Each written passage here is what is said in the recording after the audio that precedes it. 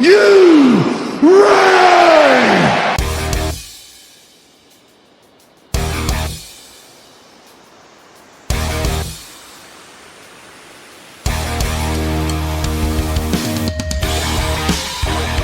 This is the D-Generation cliX podcast with your hosts, Who is Ravage?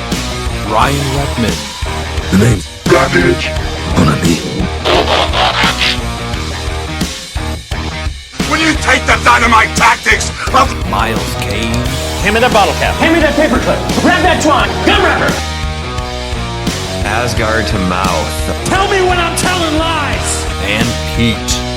'cause I'm just Pete.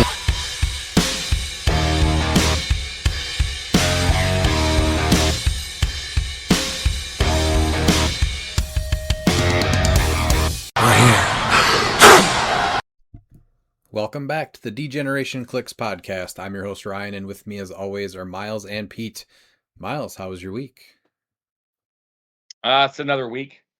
I'm sure people have seen that I have a post. Please, I have some unforeseen bills, and I'm more than happy to sell some clicks at a discount. So if you see something you want or know something you want, message me. I'll give you the deal.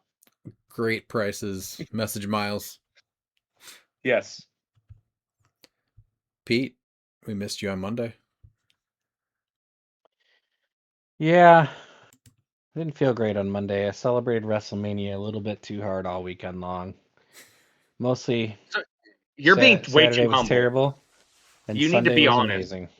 Yeah, you need to be honest with them. You only didn't show up because you wanted to give another person a chance to win Monday nights. Like that's the truth. Dude, 400 points modern sounds like a chore to me at this point, so that's really why I didn't go. I like I it. was like, why? No, it was actually fun. I got to play a full symbiote team on Monday. I got Lasher, Scream, Riot, Phage, and Agony, and man, was that team fun. The Life Foundation trait to reroll that die was so good. Just rerolling the the shape changes, and then being able to kind of go no prob and being able to reroll one of the D6 rolls on the die. There's actually twice I crit missed. I needed a 7 and I crit missed, and I rerolled one of the ones and I got a 6 instead to hit the 7. It was very, very fun. So all of them at 75 points, and the only thing I did was put Dream Ruby on Lasher and then Hogoth on the sideline for Agony, so that if someone was damaged, she could double perplex them and double out with them. But yeah, it was a lot of fun. Kind of like what we were talking about the Venom set. There's going to be a lot of fun stuff in the set, but that's about the majority of it. So Yeah. how often were you able to pull off that Dream Ruby trick? I think it ended up KOing somebody. And then I think a lot of times people just decided to not attack him. And then I think it did it KO someone twice? No, it gave Looper's Madeline Pryor 3 or 4 damage because she didn't have a reducer, and then it KO'd Doug's deceased Green Lantern. So it came into play twice. Yeah. But super fun team. Other than that, I did not watch WrestleMania because wrestling has not been that enjoyable lately with all the changes they've made. I'd recommend night 2, but you could skip all of night 1. Yeah, it sounded like it was pretty bad. Just tons of ads. Oh, yeah, that's ridiculous. The amount of like non-wrestling on WrestleMania was just honestly way too much. Hulk Hogan had 40 minutes of screen time, and he's dead. I saw that. Hopefully it was past videos of him then. Well, it's hyping up the Netflix documentary coming out. Yeah. Oh, I did also clean my game room all weekend and finally got caught up on the eBay page. So I was behind on still a bunch of sets also. So if anyone sees anything on our eBay, you can also message me or work out a deal. It's just so much easier to have stuff up on eBay than to list it on Facebook and go over and over posting sales threads. So I'm still looking for a few things. What I think the Chase Carnage, what's the golden common chase called? Egnarak or something? Eganrak? Eganrak, yeah. Yeah. and then the Chase Spider-Man. So I got tons of stuff up on eBay if anyone wants to do some trades. Not a whole lot of Interesting. Poison news. Thanos? I have one, and one is more than enough. That's definitely not a piece I need 3 of, I'll tell you that. You might change your mind once he, defines modern here soon. Incorrect. You know what, though? Jeremy's really high up on him, apparently. He just got one in the mail. He's been defending him at 75 points, so we'll see what he does with him. I have one, and I'm telling you, like I do have him for sale, but like I'm hesitant on selling him because I think it's a really low price, and I think that he's worth at least double that. So if you need a Poison Thanos, I'm really hurting for money, so I'll sell you mine at this current price, but it's gonna hurt selling them. I'll be So honest. the set's been out for how long? This will be like 2 weeks, Mm-hmm. and you're selling him Yeah. for how much? Him with 4 hives for 80. Oh, 80. Okay, you might have to cut that Yeah. in half. Well, the 4 hives. That's why it's 80. Oh, yes, that does double the price. I got you now. That makes sense. Yeah. Yeah, it does. It's $10 a hive. Makes total sense. In all this corner chaos reigns. Kid Chaos leading, playing his games. Rolling those crisps, pure delight. Building our teams, ready to fight. Today we are back, and for my Monday, I played the Venom T-Rex and Old Man Logan with the +1 longsword. I had 3 one-shots, Life Foundation, which is support from range.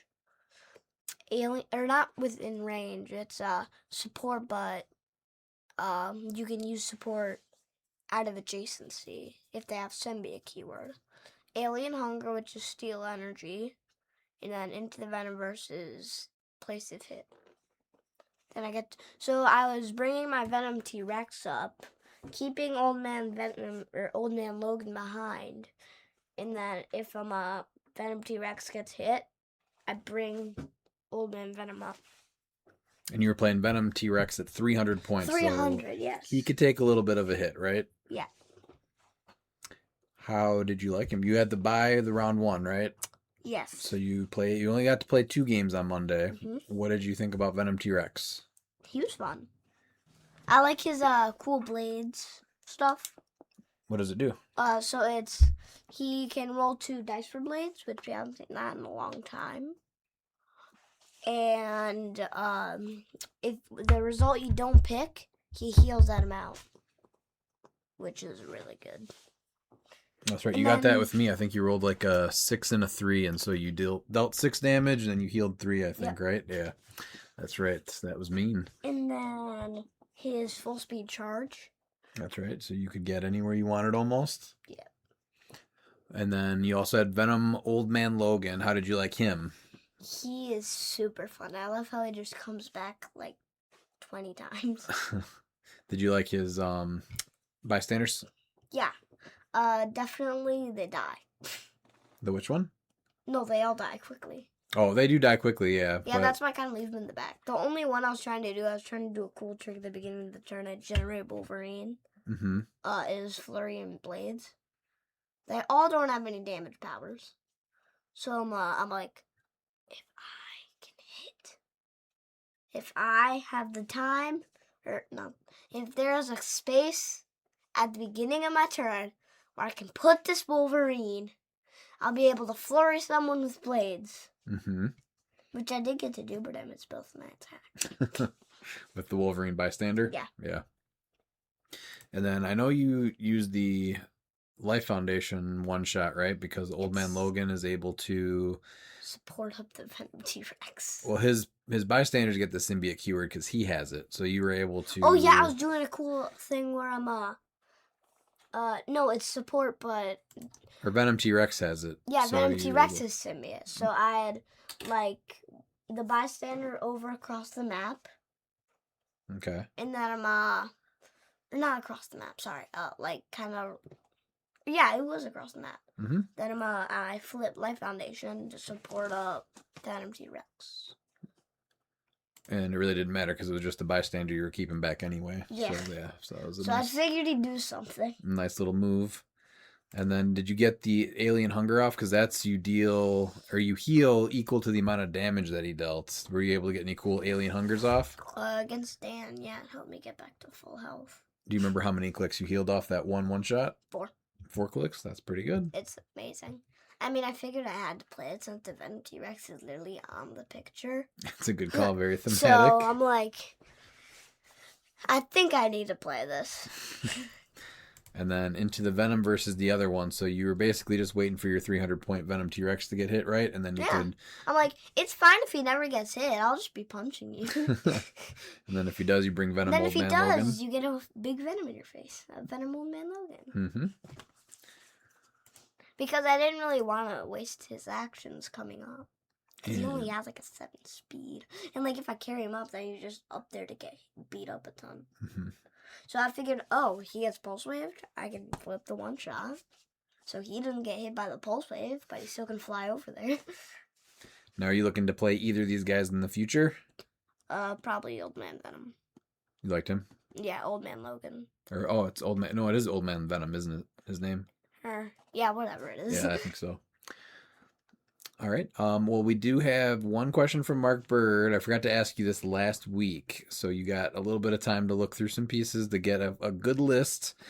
He asks the top 3 Blades, Claws, Fangs figures in Modern and Silver for you right now. So what did you get for Modern? For Modern, number 3, Phage. Number 2, Venom T-Rex. And number 1 is Null. I think we all knew The that Null best chase. was going to be on your oh yeah, your he's top. definitely gonna be on. So, I mean, I don't know if he beats Prime Colossus. what do you like about FaZe? Just that you've had some crazy luck with him, and he's got exploit. Just because And Giant Reach? he's the best uncommon. He's the best uncommon from the Venom set. No, just of all time. Oh, of all time? Of all time. Wow, that is quite the statement. Yeah. All the way from when HeroClix started. That is a He statement. is the best. Okay. And then Silver, what are your top 3? Number 3 is Red Widow. Number 2 is Full Point Sky Tyrant. And number 1 is the best uncommon. The best common. Deadpool Weapon X, Jeff the Land Shark. He is good, yes. I think He is amazing for 25 points. even in the last big event that you played him in on your assassin team, he was rolling 5s and 6s on blades, Yep, just eating people. On stream. Yep, on stream. On stream, which made it even better. Yep, he always punches above his weight class. Oh, Jeff yeah. the Land Shark is awesome.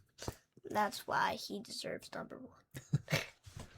All right, anything else you want to share today? Not really. No? All right, well, we got our monthly game coming up here on Saturday. Yes. So you want to share what you're going to play? No. Okay. You're literally sitting right next to me. All right, that's fine. Keep it a secret.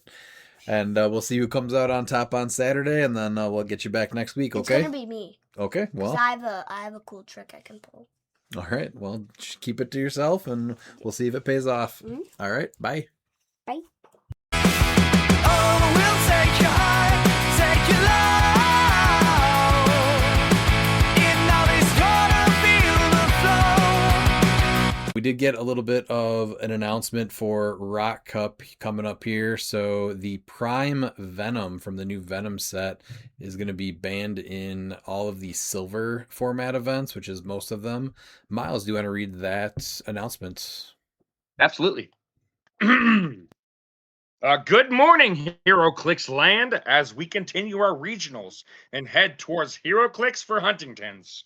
We will be removing Venom 050B from the Silver Age figure pool until it can be properly addressed. Its ability to kill bystanders and flood the opponent's side of the map with characters while dealing 34 damage between free actions and 3 costed actions is not the kind of experience we want players to have going into these events. Be sure to tune into Scott Porter's stream with Lauren this week for some great surprises. And we look forward to seeing everyone in Nashville in a few weeks. And if you need a place to stay and you can't afford a hotel, I'm sure Baloo the Bear would be more than happy to at least give 25 people a floor. So yeah, just send him a message and tell him I say Yeah, first 24 are free. Yep. That started off like half Kermit, and I don't know what the other half was. Yeah, like I don't really like this, so I had to change it up. That's it. Yeah, so they're actively making the format healthier because it is absolutely broken what you can do in silver with that team. And people were legitimately just furious over this decision. I don't understand that. It was So such there's a a good post call. Oh, you got more that is posts. asking. So there's another post where Barstable decided to have a challenge for someone to like how they can beat this team, and it's funny because it's like, oh yeah, you can maybe play Gauntlet Spidey, but then you're gonna lose to the field, and I think that right there is exactly the problem for this. Is he has a very specific counter that is not good against the field, and it's so problematic to try and counter build something like this that just shouldn't exist. Well, most of the people that were upset about it were people that really don't even play competitive, so I don't know if they even understand how terrible it would be. But one of the bigger combos is being able to generate a bunch of either constructs and then just kill them immediately, and then you just get to bring all of the Sinister Syndicate's pieces off your sideline and place them adjacent to opposing characters. Or the was that Beyond Amazing, the Yeah, Doctor Doc Ock. Octopus? Yeah, so he just Yeah. gets 4 bystander arms. He just moves away, and now you get 4 pieces that can just spawn right next to your opponent's characters. Like, Now just I absolutely know ridiculous. there's a few people that kept putting Doom annihilating Conqueror, and what people need to realize is that you have to go second for Doom the annihilating Conqueror to even be able to stop it, because his trait is so hard to spell annihilation. It's a big word, and I'm not used to it. Um, is at the beginning of the game, characters lose their keywords that weren't printed on their cards, and the problem is that it's the beginning of the game for him because he triggers first as first player. So Doc Ock's beginning of game actually won't trigger. Oh, because he triggers 4 bystanders at the beginning of the game, but since first player would go first, they would trigger, and then the Doc Ock would trigger, generating it, Yeah. getting around it. So I think Lord Doom is a better counter though. Yeah, Lord so Doom's a better counter. Lord Doom is, Or for but 6 but we're going into these specific things that just are not good against the field, and that's the biggest issue with things like this that I think really goes above people's heads, is that when we see stuff like this that needs specific counters, like we've seen teams like this before that need specific counters, and the reason why they're winning events is because everything that can counter them never even actually ever plays them because they lose to everything else. Yeah, it's not And that it's just something that shouldn't exist. there's not It's that just there's not counters, but you shouldn't have to play that stuff to not get blown off the board with some combo where you're just teleporting, up to 8 pieces across the map, being oh, able that's the to free biggest issue poison. with him. Yeah. Yeah, you just like basically gets like why? It's very easy. Is you have an opposing effect, which is what everything needs to be. These self-triggering things should not be as common as they are. And then standard characters. Like, why is it so hard to say standard characters? Right. So I don't know if we'll see how I'm sure he's still going to show up in modern because he's available to play in the With 400 3v3 points, modern yeah. event for 400 points. So people are definitely going to be playing him at that, and that's where some of the best Sinister Syndicate stuff is anyway already, because Spot is not banned in in modern, just in silver. No. So there's Yeah. plenty of synergy for Sinister Syndicate in the 400 modern event. So I think he still shows up there, and we need roughly 3 years of tournament data to make any real changes in modern. So I guess this will be the first event for it. Yeah, so yeah, it'll be fun. Yeah, also what people don't realize too is the Sinister Syndicate can just replace their attack value. So yeah, Spot's 9 attack doesn't look good, but there's plenty of figures in Modern with a 12 attack Sinister Syndicate on our last click. And so Spot's just going to deal 8 damage by himself. Sounds cool. 4 times with his double flurry. Yeah. And you don't even get to score him. That's the best part. Not talking me into Modern here, boys. Not talking Sorry. me into Modern at all. So, speaking of which, the ROC Cup and H4H is running Wednesday, May 13th through Sunday, May 17th. And each day has a bigger special event, but today we're going to talk about the Friday event, which is the Scott Porter Invitational H4H 3v3 team event. So it is 400 Modern, and this is Highlander. So if it says if player A uses Lantern Legacy Animal Man, then neither player B nor player C can use it. This applies to characters, equipment, maps, non-standard terrain markers, one-shots, and bystanders. And I think we have, is it really necessary to go through all the prizing? Maybe? Why not? All right, Pete, prizing, let's hear it. Gotcha. Prize types: Scott Porter Invitational HFH team event. Is that the one we're doing? Yep. All right, excellent. I was paying attention. I'm Registration surprised. starts at 8. Dice hit the table at 9. It's $35 per player. 2027 ROC point cards are not usable for this year's Silver Age World Championship qualification. All proceeds goes to HDSA, a wonderful charity, minus map production fees. 3x3 format, all prizing times 3. Well, that's a lot of prizing. Participation, top 30 teams. You get a WizKids HeroClick Fellowship one-shot. Have we seen that? Probably not. We'll probably see it on the Scott Porter video. Yeah, it's going to be Rivalry or something. Hopefully it's incredibly broken. It's just rivalry legacy card. Yeah. Yeah. It's just scratched out with like No. a marker and somebody wrote It's- Fellowship over it. It's a sticker. It's just Rivalry. That's all it is. It's just Rivalry from Collector's Trove. All right, top 16. You get 15 ROC points cards. You get a 2026 release H4H bystander token. You get a pair of the 2026 ROC dice. You get yourself a DC HeroClix Abracadabra, a Green Lantern, a Mantis, a Deadpool at Home, Orca, and Superior Spider-Man. If you're good enough to get to top 8, you add on additional 20 ROC points. You get a Black Lantern Ring, Calabac, Kanjuro, Kanto, Killer Moth, King Cole. That was a lot of K's in a row there. Space Ghost and Blip, Barbecue Deadpool, Deity Thor, and Stiltman. Top 4, you get 25 more ROC points. The ROC says you get a ROC Team's Winners map, you get a Scott Porter design map, a variant. You get yourself a Venom Retail Chase booster. You get a bunch of Batmans, well, 2 Batman, one in Arctic suit and one in spacesuit. Legion flight rings and a trophy construct and an Infinite. Finalist, 50 ROC point cards. Holy cow, they're going crazy. And an X-Men 97 Retail Chase booster. And the winners get 100 ROC point cards and a Scott Porter Invitational HeroClix for Huntington's Team Trophy and a design a bystander or design a map. That's awesome.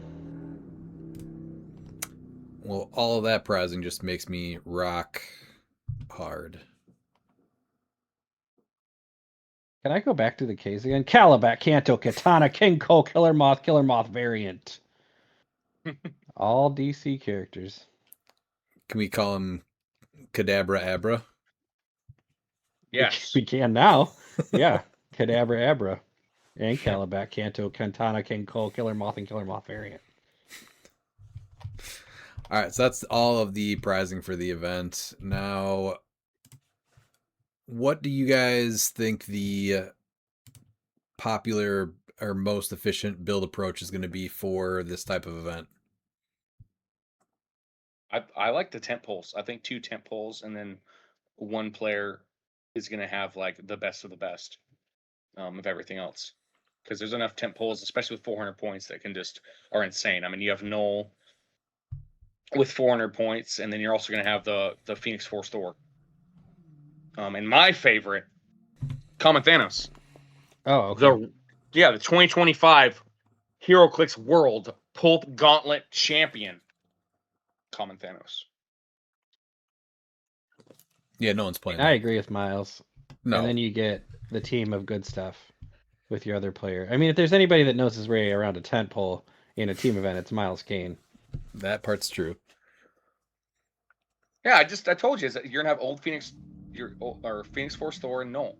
I said I'm just gonna be the guy that's gonna play Common Thanos. See, I feel like there's enough other stuff out there that you don't have to do 2 tent poles, but I think one person absolutely does do a main tent pole. You brought up Null, the new big bad. What is your favorite equipment on him? Destroy armor. But see, this is Destroy where it gets armor. interesting. With 3 teams, it's Yes. it's tough. I almost think that when you're going to go into this team event and you're going to be dealing with some random stuff, I think Crimson Gem might be the best thing to put on him in a team event. Null? Yeah, because I think there's going to be other figures that are going to might need Destroy armor more. That part's true. I think like Prime Rogue is a must play, right? Yeah, so that's what I think. I think that Prime Rogue with Destroy armor, I think, is more important on a team than Null with Destroyer armor. Now, Ollie's been Crimson talking. Gem. Ollie's been talking about the Venomax nonstop. Do you think that that's worth putting on either Null or Prime Rogue instead of the Destroyer armor? Potentially, like Venomax does look spicy with Null, just because you're going to be dealing 6 damage to 2 figures. So, I mean, it makes it that much better for the temp pool, potentially. And if they do spread out, you do get to unequip an equipment that they're attached Yes. to also. So that's huge right there. So that's almost redundant on Rogue to have that. But being able to hit twice and deal her top damage if people don't spread out twice, that's pretty solid too. Mm-hmm. What were you going to say, Pete? You like the Crimson Gen, huh, Miles? Just the destroy blocking? So, yeah, so if you're playing Null and they put you on an indoor map, he can't go through walls. Yeah, but you got another 150 points or 140 some points to find that. Yeah, I know, but I Right? just like him with the Crimson Gem. It's going to give him super strength as well. What about the Dream Ruby, boys? Dream Ruby Make you can just work not with want it. to attack him. Oh, man. I guess, like yeah. that too. Yeah, but I just like the Crimson Gem giving him super strength for his ability to, you can go ahead and pick up other equipment or other, terrain for him to deal That makes damage with, sense. and also destroy Like- blocking. They also can't mind control him, so if you are playing against, like, the Blue Beetle tech that I know is the big bad, it's not as bad as people think. I think that's another reason why you go that, because it gives them safeguard mind control, so they can't try and, place him adjacent to someone. So As long Null's as you protect your other figures. Null's attack power he has for all 11 clicks is that Blade's Claw's Fangs, and when Null uses it, he may reroll the results. That's not the important part. So when Null rolls a single d6, if the displayed result is 1 or 2, after resolutions heal Null equal to the displayed result. So going back to Destroyer armor, he's either going to get his willpower on a 3 through 6, or he's going to heal on a 1 or 2. That's pretty good. Otherwise, with the Dream Ruby, you're going to either hit that 1 or 2 and then heal after, or you're going to deal your damage if you hit a 5 or 6. So you're only not doing anything on a 3 or 4. That's also pretty good. Yeah. I don't mind either of those. I think that depending on where it is, like, I think Prime Rogue with Destroyer armor is more important than Null with Destroyer armor, as crazy as that sounds. And you can't outwit his shape change easily, since he's got cosmic energy. You need an actual good counter for that, which is going to be a little bit harder to come by in 400. And if he does get hit, he does have mystics. That's a pretty good combo, honestly. Yeah, what I think the major counter to that is a terrain, and only one person can have it. So that also does help. Yeah. I don't think there's a ton of obvious Battle Fury right now. You have whoever has Animal Man, they can choose it. Ro could always out Battle get Fury. it. Zenzi can hand it Zenzi. out. And then you can also do it with Shriek, Legacy Shriek. Oh yeah, that's when Yeah, all they come in. that streak's about to see a lot of play. What about Collector? Ultra Chase Collector? Does he come back? It's only half your build now. I mean, potentially. The ruling with Rogue, where Rogue can just take away his equipment, is just insane. So this is It's just where like I'm way more excited But I- about this 3v3 modern event than I will be about any other modern event all year long. Yeah, no, and I think that's exactly Because why. Because it's extreme, so the matchups might be more favorable. it's a in certain- pretty safe bet that 1 out of 3 people is going to be playing Rogue, right? Yeah, But yeah. that means you only have a 33% chance of actually going up against a Rogue each matchup. yeah. Whereas when Oh, you yeah. play any other modern event, what are the odds you're going to play against a Rogue? Pretty high. 141 2/3% chance. I thought you were really gonna go that you have a 33.5% chance at best to play Rogue.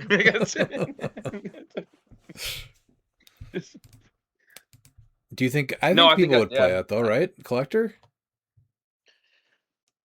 Yeah, I think that the Knoll and then even the Phoenix Force Thor. I think Phoenix Force Thor is still something to look at in modern at 400 points. Phoenix Force Thor? Oh yeah, because he's Mm-hmm. well hold on, before Yeah. we go to Phoenix Force Thor, because that guy's so dumb. Yeah. In whenever you have he's already really good in just regular modern, but when you add another 100 points to him, he starts getting really crazy. He's way worse than Silver. He is, and I think that this is a chance to be similar to Silver, just because you get that extra 100 points. Obviously, there's not the same things available, luckily, like Dark Phoenix. Mm-hmm. So let's just go back to Collector for just a second before we go to Thor. But Venomax, is that worth doing on Collector? It's not going to work with his collecting, but he's got what's his damage top dial? So this is, I do actually think that it can come in handy with the collecting. I actually was able to. There's a few things that was interesting when I was using with Blue Beetle, like with Pulse Wave, is like you're able to attack people like around a corner, even if they're not in the thin line of fire. So like there is a world where they do have the collection tokens, Oh sure. and like you don't have line of fire, but they're adjacent to someone. So then you can target and collect that person. I could see that being worth 10 points. What is his damage up top? 4. It's only 4. Yeah. Well, that's still potentially 4 damage to 2 pieces. Yeah, no, and I think Venomax is like really good on tent poles just because like that's always been like figures like crux when you're trying to build a tent pole is that they hit one figure really hard. And then when you're able to split that to where now you're dealing your printed damage or your normal damage to 2 figures, I think that's where it changes. And I think this is where Venomax I think is going to become more of a problem than the Blue Beetle. I think the Blue Beetle it's a problem on paper. I've played it several times and you're not gonna roll that 5 and 6 as often as you think. No. But definitely. dealing the damage to 2 figures that really like adds up and makes it insane. It's not the Blue Beetle combo at all. It's the axe is just going to be a problem because now we're going to have Null dealing 6 damage to 2 figures, and so it's going to take a lot more strategy to make sure you don't cluster your figures. Yeah, to be fair, just don't stand next to your figures if you don't want them to each take damage.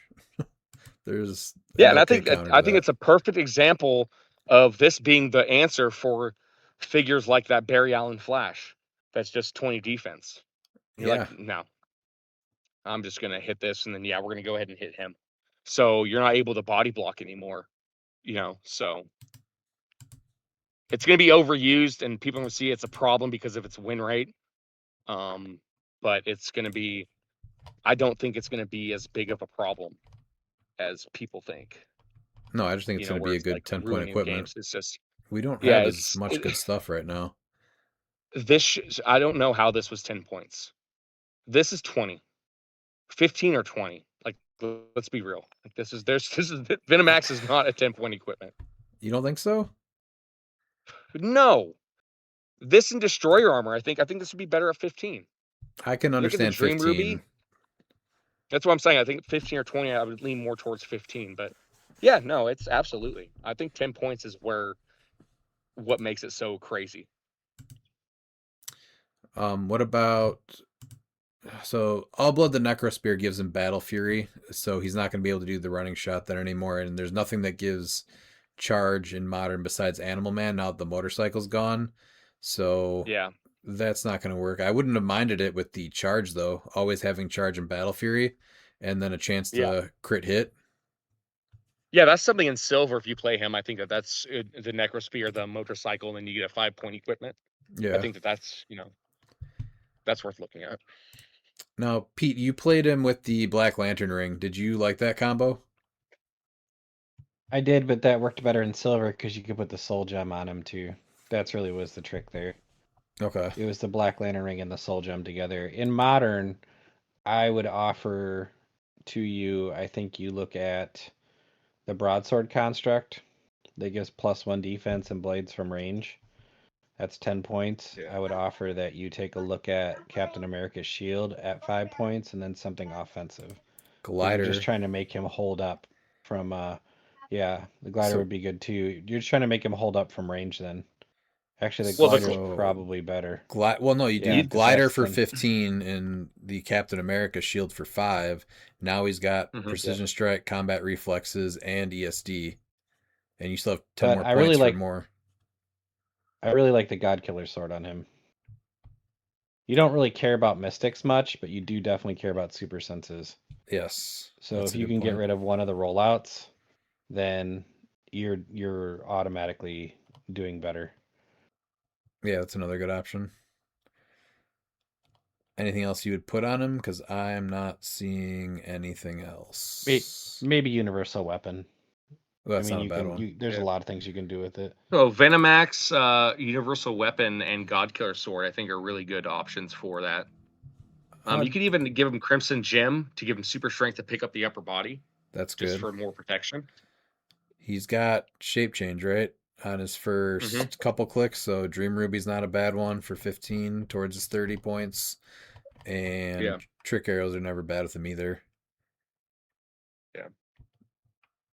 I actually really like the Crimson Gem too, because then he's just moving through stuff, and you can't mind control him. Yeah, Crimson Gem's great on him. And so the other one-man army that we talked about was Old King Thor. So if you have not played against this piece, you absolutely need an answer for him. You mean Phoenix Force Thor, right? Oh Not yeah, Old yeah. King. Sorry, no, not Old King Thor. Old King Thor is not bad, but Phoenix Force Thor is definitely the one to look out for. Yeah. I just got to bring him up here. No, this is who you give Destroyer Armor to. Yeah, he has to have it.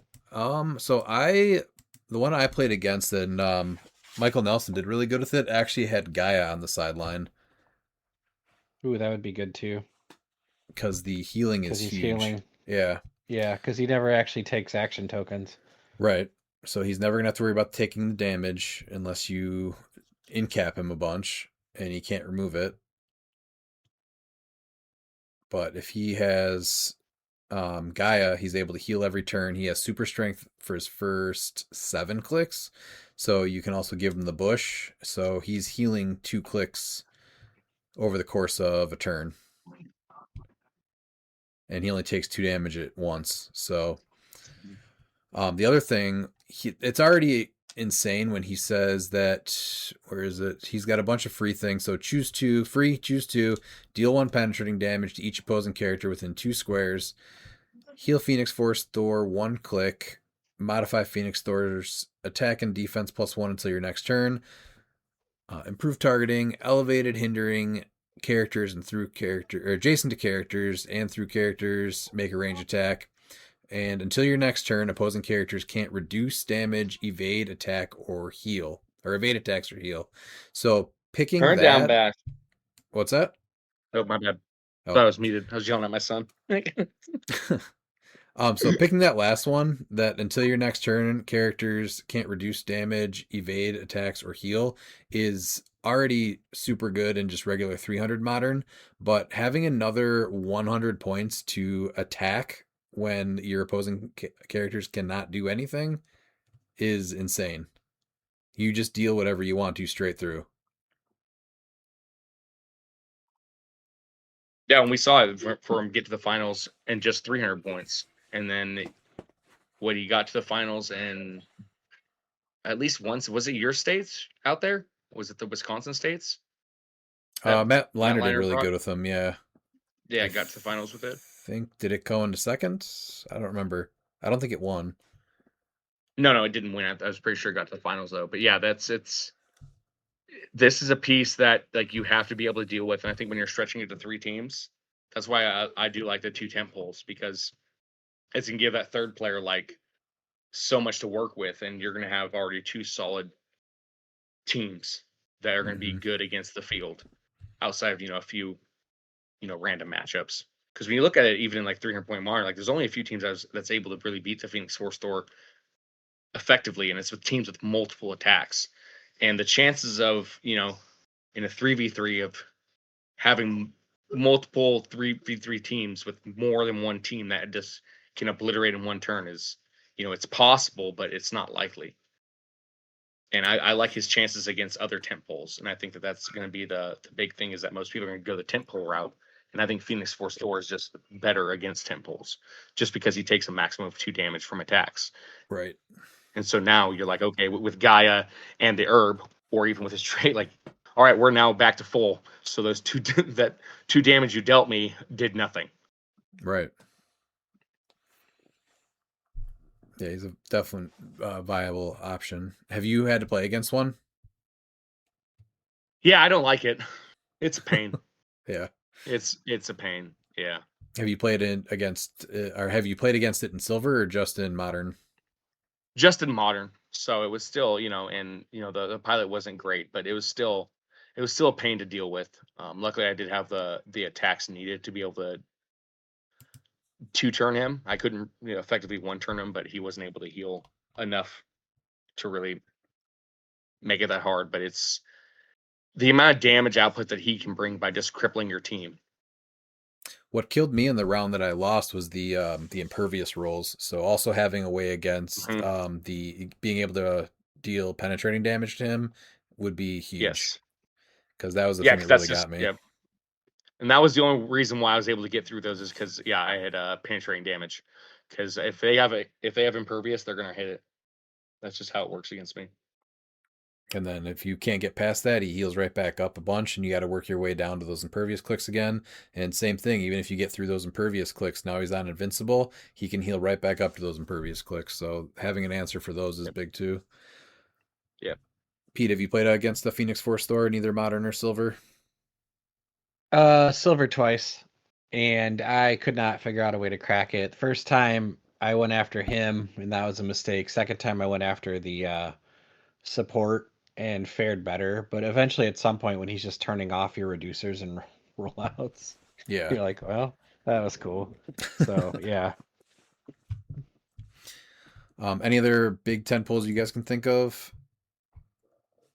So I was going through it, and I'm not sure if it's there yet, but there is the Massive Time Dark Side that like there might be potential there, if you can get the few pieces that can make free barrier.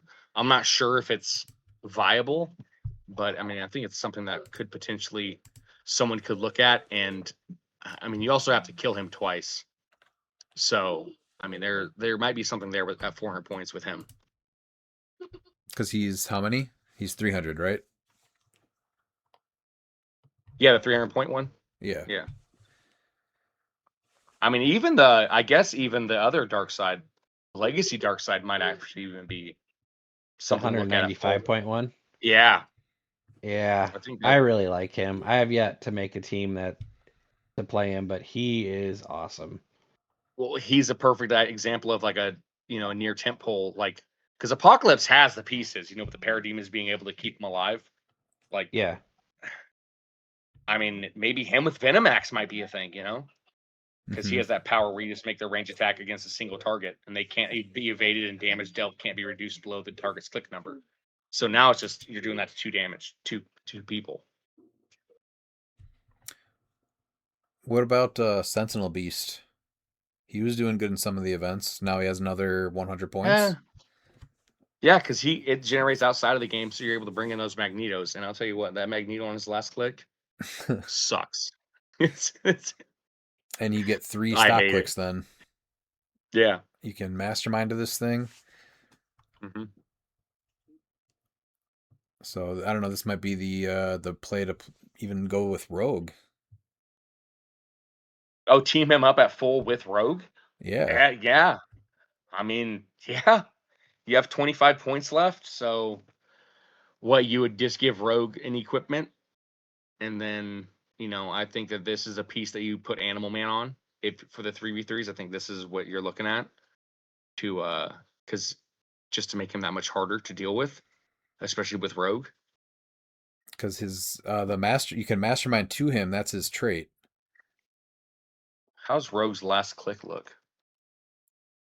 Oh, bring her out. You can't. Can you? Yeah.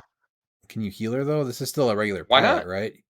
No, it's fine. Yeah, it's fine though. But she's still a 7-11, 18-4, and so she's gonna be able to still attack twice, even if she can't heal. And if she does get KO'd, could you, if you don't have 3 of them, could you just keep bringing her out? You can keep bringing her out. You can bring out 3 of them on the map. Yeah, and with the one on the main force. That's just have 4 prime rogues on the map. Yeah, that's. I mean, unless there's a special rule that says that you can't bring out the same character, but I mean, that's No, you should be able to do that. Because it's going to be hard too with that Sentinel Beast. Like they're going to have to, because they can't outwit Rogue. So if she's generated adjacent to him, she can just mastermind to him. Right, yeah. So there's a chance that they try sinking attacks, and by the time it's your turn, you have Sentinel Beast who's already popped out 2 other rogues. The that chase Magneto though is almost a must option. Yeah, I know. I don't. But someone wants to go ahead and just borrow a ton of rogues. 4 prime rogues on the map though seems pretty fun. Yeah. No, because I mean she's not. You can't ignore her on her last click. No. Yeah, she's getting 2 attacks. The only other one is Trigon, but I don't think he's good enough, right? It's tough. He's not doing enough on 200, but maybe 300. Yeah, I think if you built on 300, like that's because there's gonna be very few pieces. Like even like Null, like I guess it doesn't really matter, but like it's gonna be tough to really KO him with anyone at 300 points, because you're only going to be able to attack him once unless you have pulse waves. I think you have to play him in this format. You have to play him at 300 just because you're going to be dealing with figures like Collector, Rogue. Yeah, 200 points is a never. But he has a running shot with a 7 range, and you get 100 extra points now to either give him a couple one shots or support, and you can actually then take advantage of the trait there still, creating progeny at the beginning of the game. Choose a friendly character with a lower point value than Trigon. That character can use Trigon's displayed attack power, so you're giving anyone you want Pensai, and he's 300 points, so they're going to be lower points. They don't have to be standard either. If they're mystical, they also get prob. So you're giving someone Psychic Blast and prob. Yes. If they're mystical. And then when the chosen character is KO'd, after resolutions, heal Trigon 2 clicks. If their name was Raven, also modify Trigon's combat values +1 this game. So there's only one Raven, right? The one from the same. Oh, you know what? No, there's a Pog. You can do the 5-point Pog Raven. Oh my god. Does it have the mystical keyword though? It has animal. Okay, so it wouldn't be able to prob, but you could just play that thing for 5 points, and then when it dies, and it doesn't have to be through an opposing effect. Now it just gets to modify it. So basically, it's 5 points to modify its combat values. Yeah, Yeah. I don't know. I mean, that's Hold You on, know. I gotta see what's so you can either do Raven at 50, the actual one, then gives you, so she would have a charge, but she'd have enhancement to help with Trigon, so he would be a 5 damage. But if you do But I also the like it.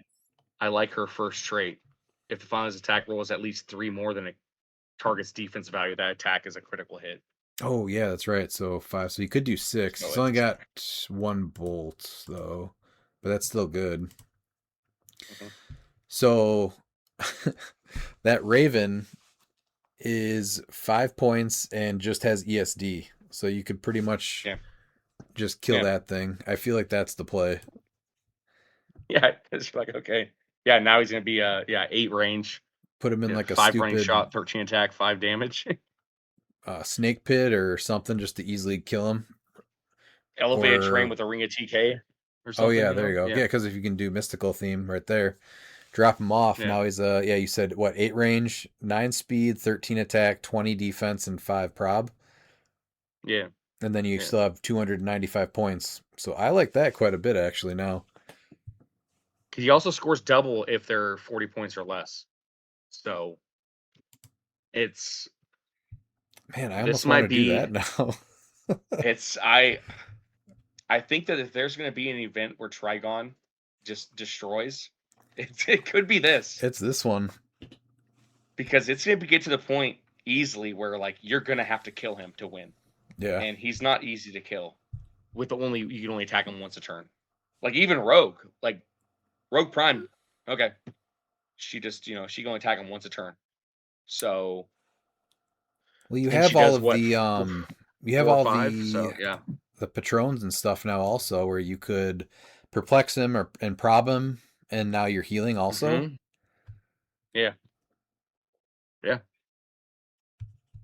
This guy's super viable. And this is Yep. only modern, so you don't have to worry about any huge silver ranges against him either. Yeah, I'm just said the 5-point Raven Pog just makes him that much better. Hey, I like it. Yeah. I'll be If anyone looking. wants one, I have one for sale. So, reach out. All right. I think that was all You of gotta play the. Trigon now. I kind of like Christine that. too. Yeah, Christine will play Possibly. him. She's a nasty temple player with mystical. I think that was all of the No- 10 pulls. No though. sandworms. Oh, he didn't even come up. There. Sandworm on Ghost Realm theme. You didn't want to hear it, but there it is. 300 points of I Sandworm like and it. 100 points of Belujuiceberg. I liked it. That's your team right there. Nick, you're listening, and I saw your team, and it's not good. You need to bring me the sandworm and juice. That's what you do. So you play all of them at Healing 100 penetrating points. damage. Oh, Absolutely. Oh yeah. yeah. So you could still. Man, do you main force him then? They added a I bunch don't more think Ghost so. Realms because you can play Astrals now too.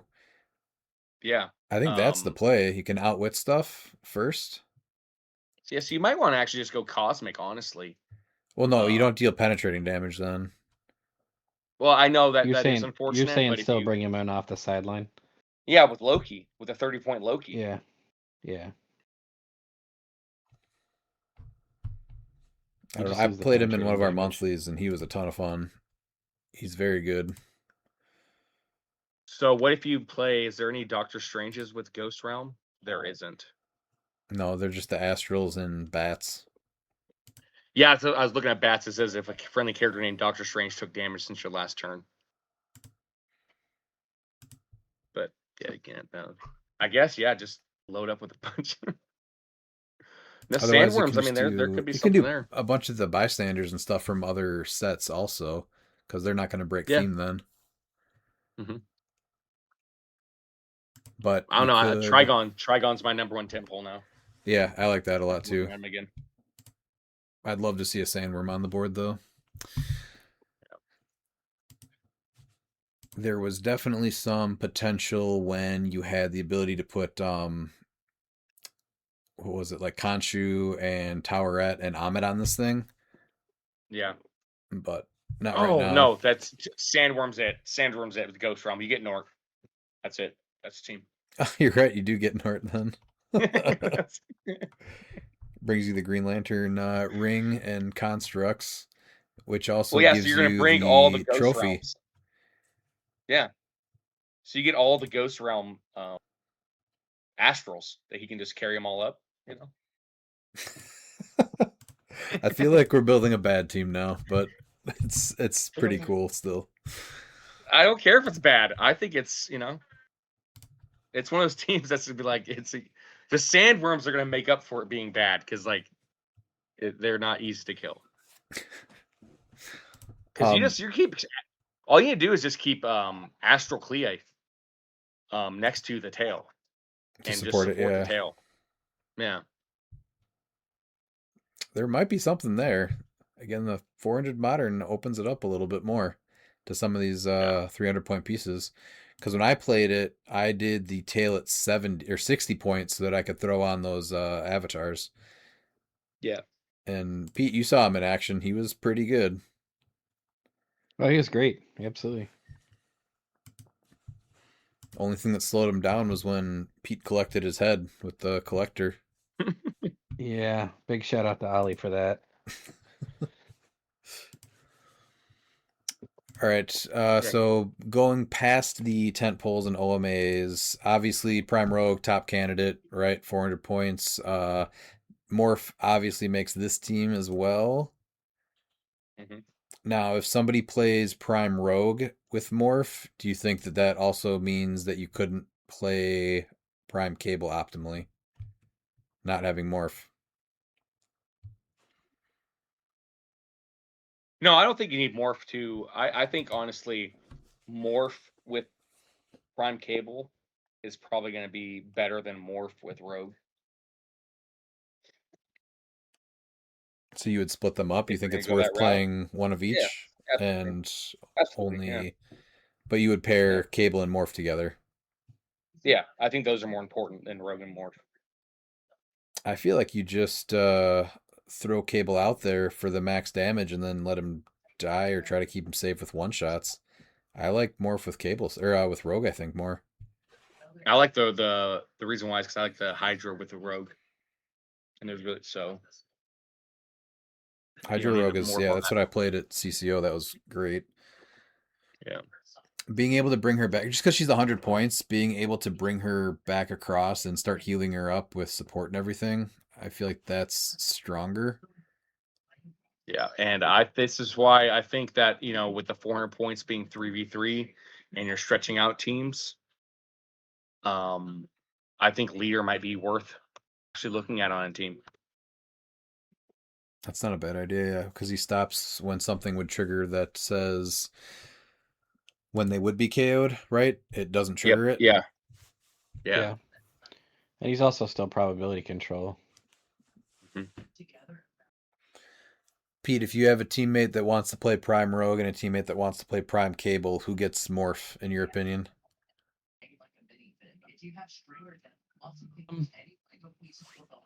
I think that you can build out Cable more. I think Rogue needs him more than Cable does. I think Cable's just, you're going to be willing to trade that points because by the time you give him up, he's already killed a bunch of stuff anyway. You just kind of YOLO But him out there. I think you can absolutely play Prime Cable and Prime Rogue with Hidari Yao and make a very respectable team. Would you With- put Well, now you're talking. you'd put Prime Yao Rogue and with Prime Cable on the Cable? same team? Oh, yeah, you can, for sure. How are you doing I've done that? it. It's amazing. When You don't get the pulse wave, but with the pulse wave, you don't need it as much with Yao as you do with Cable. You put the universal weapon on Cable and you put the axe on Yao. And you're putting Prime Rogue on that team too? You could switch it out, and then you could still have Morth because you got 400 points, so you've got plenty of extra points here to You build out the misheard him. team. He's not putting Cable and Rogue together. Come on. It sounded like he was No, trying you to put can't them all put 'em together. Okay. No, So not all three of them. It's Yao and Cable or Rogue and Rogue and Yao. I think that the winning build of the duos is something that someone could look at as potentially being a winning build for the 3v3 at 400 points. That I could see. I agree. That was Yeah. all good stuff. You could still go double pulse wave though with Cable and the Universal Weapon and Hadar Yao and is it Mjolnir? Yeah, Yes. You could. Yep. I've seen that. But I think she's really, really good with the Venomax, and you can save points. Yeah. I mean, I've yet to find something that's bad with the Venomax, to be honest with you, but No, it's just one of those equipments that's just going to make good pieces better and not great pieces playable. What about the Symbiote Surface to counter Rogue, though? I feel like at least one team, how Only one are team will have it. so how are the motorcycles and hell cycles ruled for silver? Can you play multiples in that No. Highlander format? You sure? Nope. Yeah. I remember I tried arguing that, and he says no because they don't have real name various. I thought they went back So- on that though. No, you can't play more than one motorcycle. Okay. So only one Yeah. person would be able to play the Symbiote Surface, even though they're not unique. No, technically 2 people can with Clintar.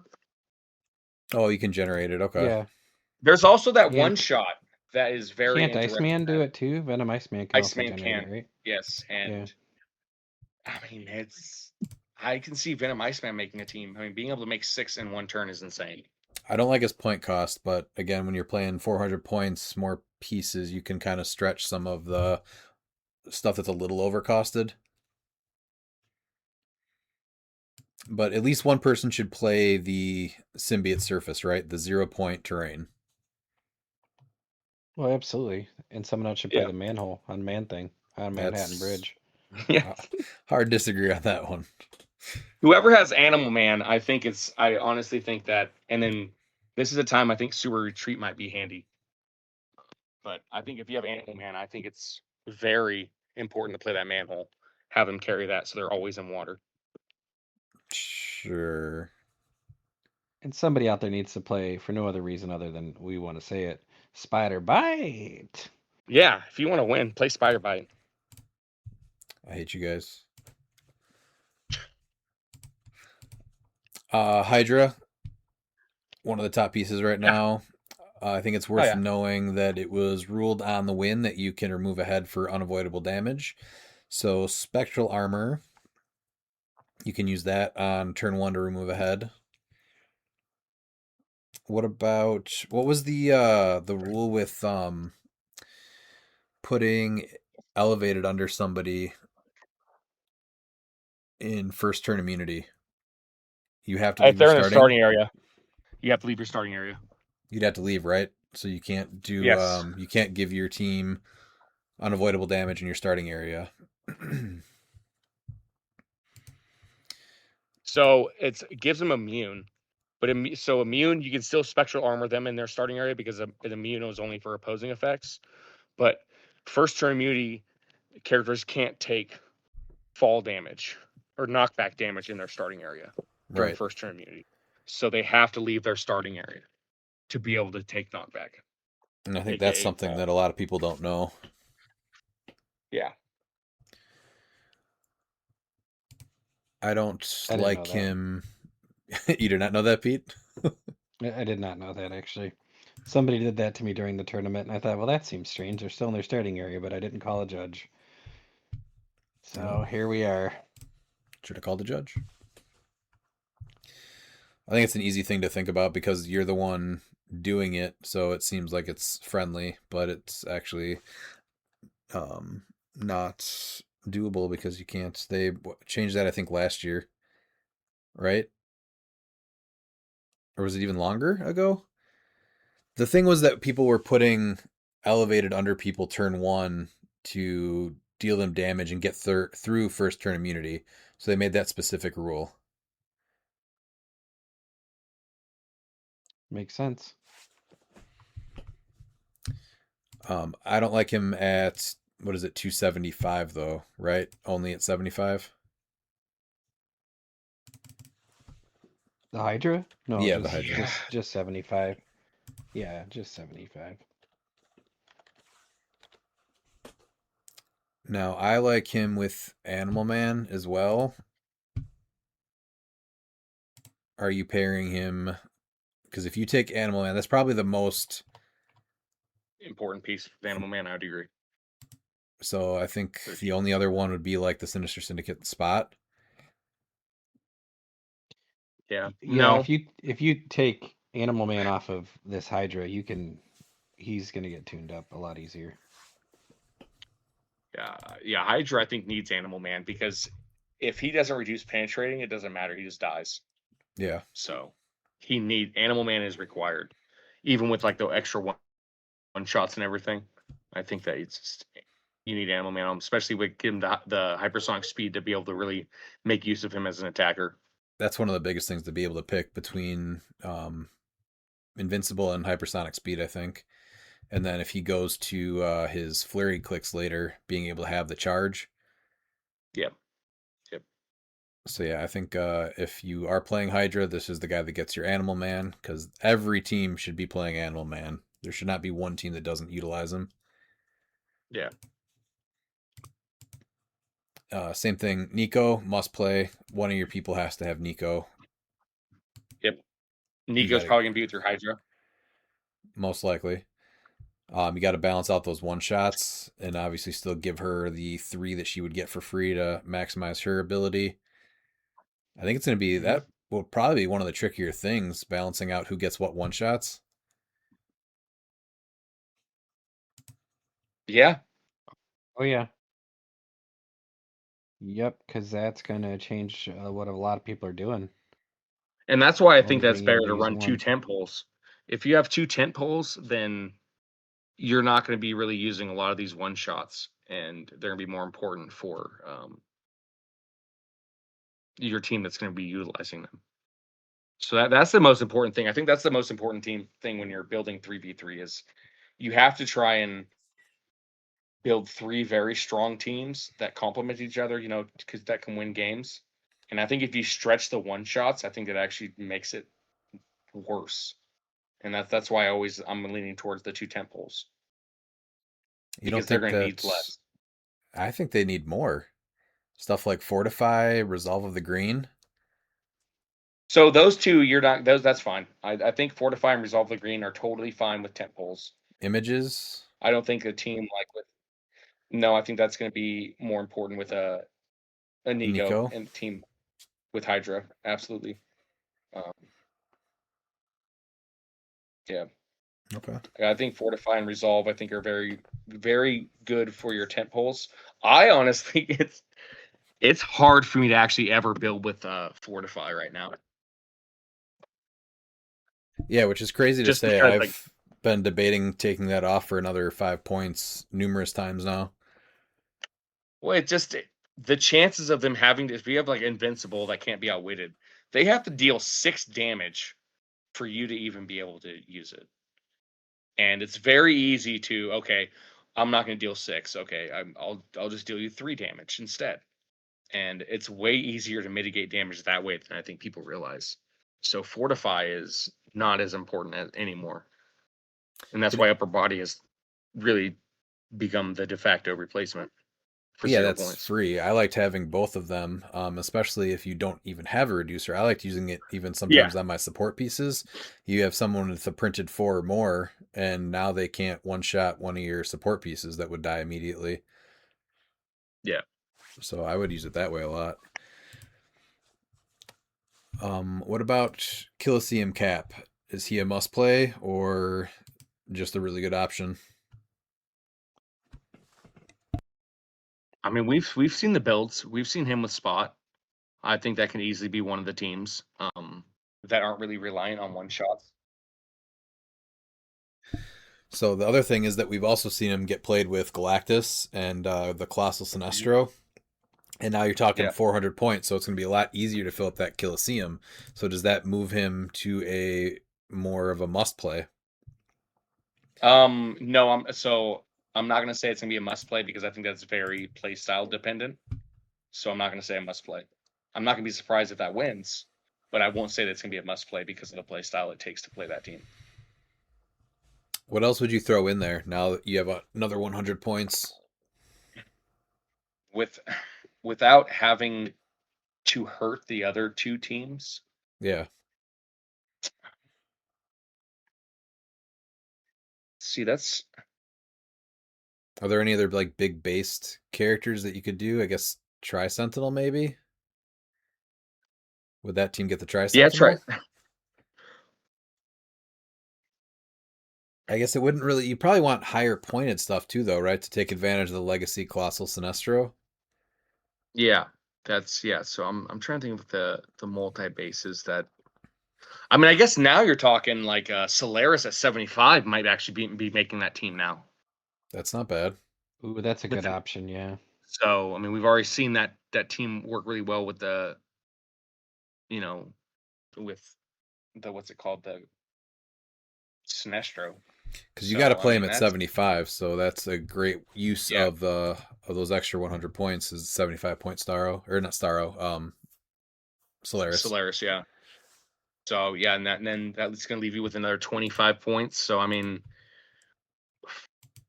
I would probably put on Hogoth because now like you can throw that on Solaris, and now Solaris can outwit twice potentially. You can throw it on a figure that has perplex, like the 2x2 colossal, and so now he can perplex twice. So then he can generate 2 constructs potentially. Oh, that's actually really good. It is one of the things that people again don't know is that if you generate them, what is it, 6 away or more than 6 away? Yeah, they just instantly get KO'd. They instantly get KO'd. But yeah, the being able to generate 2, because they're probably going to have to come attack you in the Colosseum, because you still have Galactus eating the outside border of the map. They're going to have to get closer. So being able to generate 2 constructs, and there's no limit on things being unique because of the way they're getting generated. So you could generate 2 swords by perplexing twice. Yeah, and what is that one shot that is it the Venomize? No, which one is it? Isn't there that one Venom where it's like with your KO area? So you can actually take advantage of that. I'm trying. Is it Lethal Protector? Yeah, Lethal Protector. Oh no, it's standard characters. Never mind. Oh yeah. Wow, it's weird. They actually have something that says standard characters. It's crazy. They are finally doing that a little bit more frequently, which is good to see. Yeah, it's yeah. They didn't No, do it I with think that's Prime exactly Venom what though. you do no, because they took that from the HC units created it. I mean, it has a shape change traded and printed shape change. Come on now. Forgot about that. Yeah, it's Miles didn't. Miles remembered it. yeah. No, I think that's Ridiculous. the potential there is a really good team right there with the extra 100 points, being able to lock it down. There's nothing else that decreases. Oh, dumpster fire. That's the team that gets your dumpster fire then too. Yeah, so now you're looking at like Stephen Clark's Galactus team, and then adding that extra 100 points, you're gonna add that. Yeah, just go ahead and add that Solaris to it. Or what about the Prime Insane. Sinestro on this team also? So now you don't Yeah, positively modify it. That's what you yeah. do. You get everyone in the Colosseum Even- and you get Prime Sinestro in the middle of it too. Yeah, That's a team. yeah, that's it. Yes. But it's probably still more of a playstyle team, but you can build a super good team that way. Absolutely. What about Spirit of Vengeance Red Hulk? He's kind of seen a little bit of a downtick in play. I don't think his pilot's really hurt building for 2 other teams either. No, they don't. He's a perfect option. He'll get even scarier having that extra 100 points too. Yeah, so now 'Cause you you're can put another really solid attacker with him. and then you're still flooding the map with his pilots. Yep.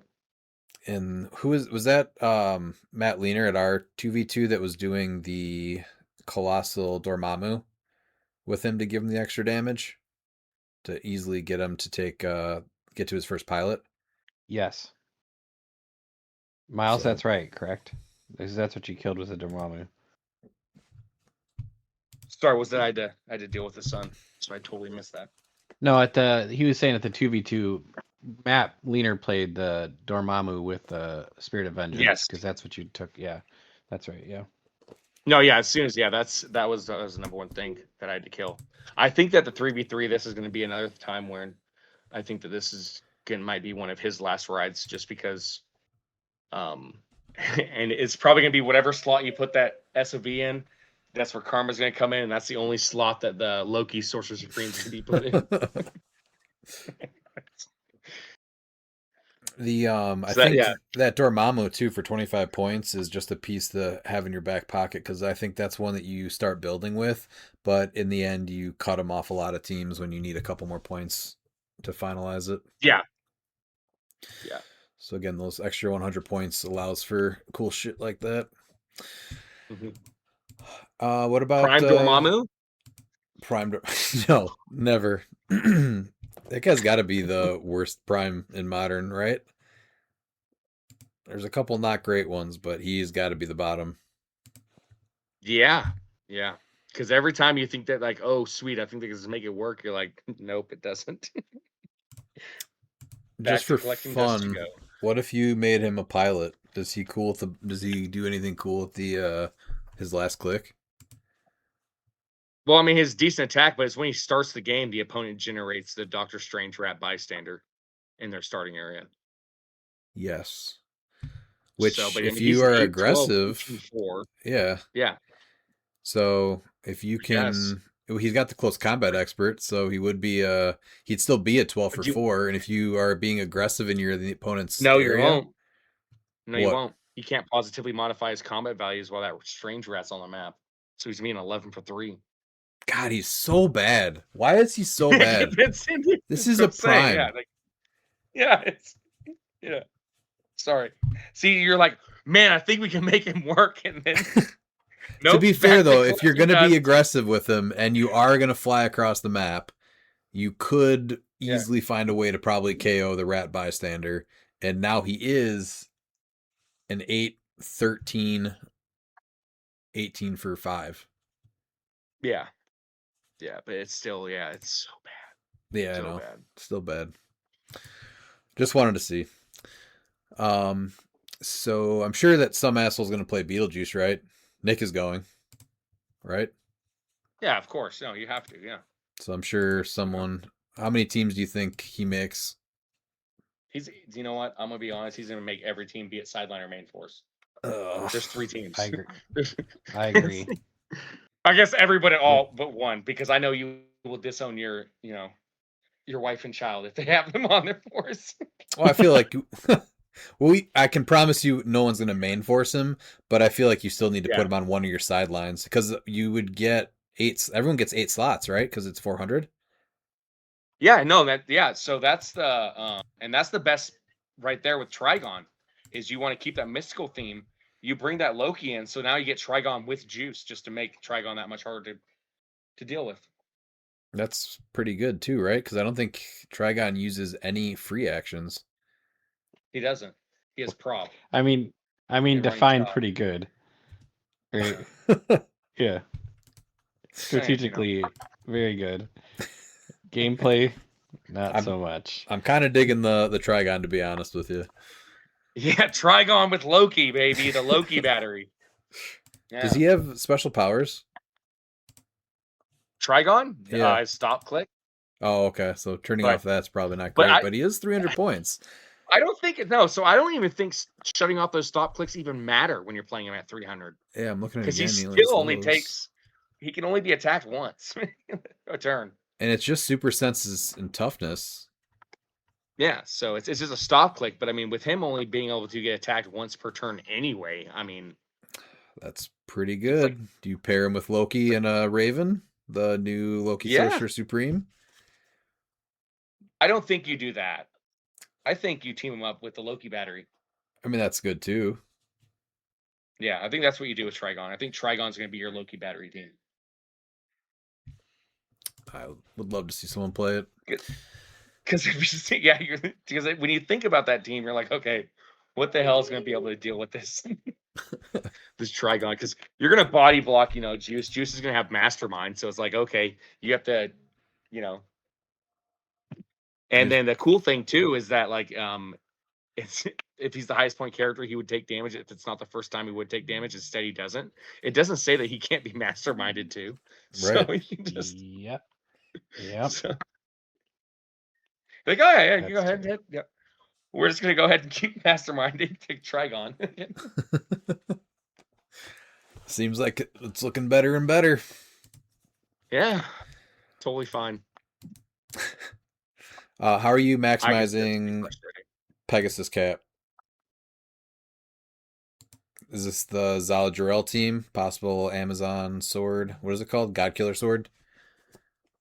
Yeah, I think he also works well with that Galactus Colosseum cap.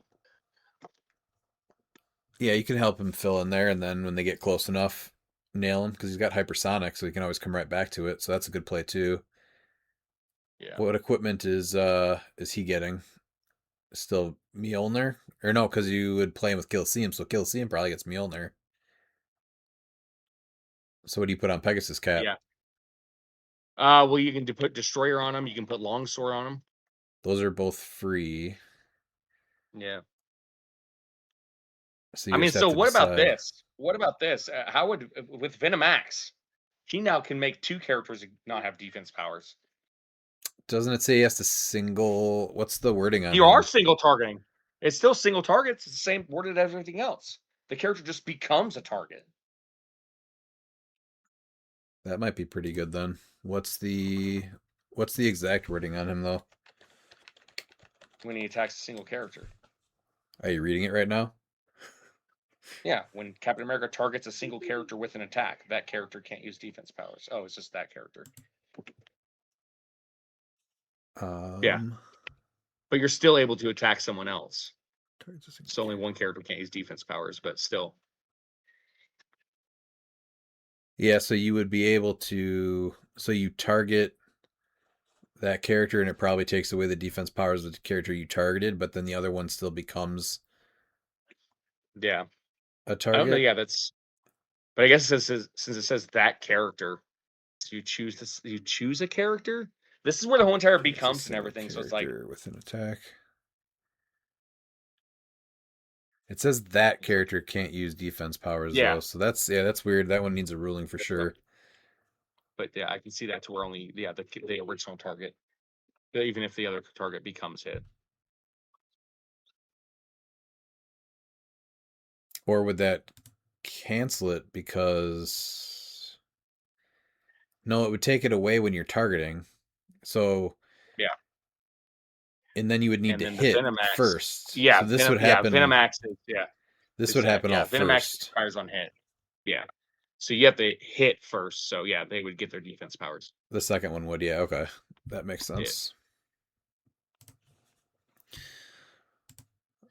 Primiverse Flash, I think this is another thing you can build around. This team should absolutely have the Bloodstone on it and Black Flash on the sideline. And then that's probably the team you put Caveman Wally West on. Yeah. I think there's there's a world where someone can run speedsters. Yeah, there's enough good ones now too. Flash Raptor and some of the stuff off the Iconics. Chitara. Chitara. And then also you have the one that makes someone that starts with hypersonic speed a speedster. Yeah. So that would be huge. I think Nightcrawler is still a really good play on that. I think with 400 points, yeah. Nick scared everyone off from playing him. He did. So I know Jalen tried to make him relevant again, but it just wasn't good enough. Surfing gingerbread man. There's definitely enough points of speedster. I'm not sure if you can make a good 400 point team and make it theme. Yeah. Maybe you go off theme with Ace though, so now you can't outwit the super senses on Nightcrawler. Yeah. Is there a way you could give him the what is it? The Chimelian Flute. Is there any speedster with Spider-Man TA? There's a Pog you could do. I guess if you're already not going theme, so you could just throw in a Spider Bot or whatever they are. Mini Bot? What are they called? I think Spider Bot? I think that the speedster team might be it because friendly characters can use super senses, and once per game when a friendly character would be hit, they may evade the attack instead. So with Barry Allen. Oh, you have to be on a theme team for that then? Speedster or Justice League theme team, yeah. So I'm trying to think of a way to keep the super senses on Nightcrawler because that's his biggest weakness. That should have been protected outwit. Absolutely.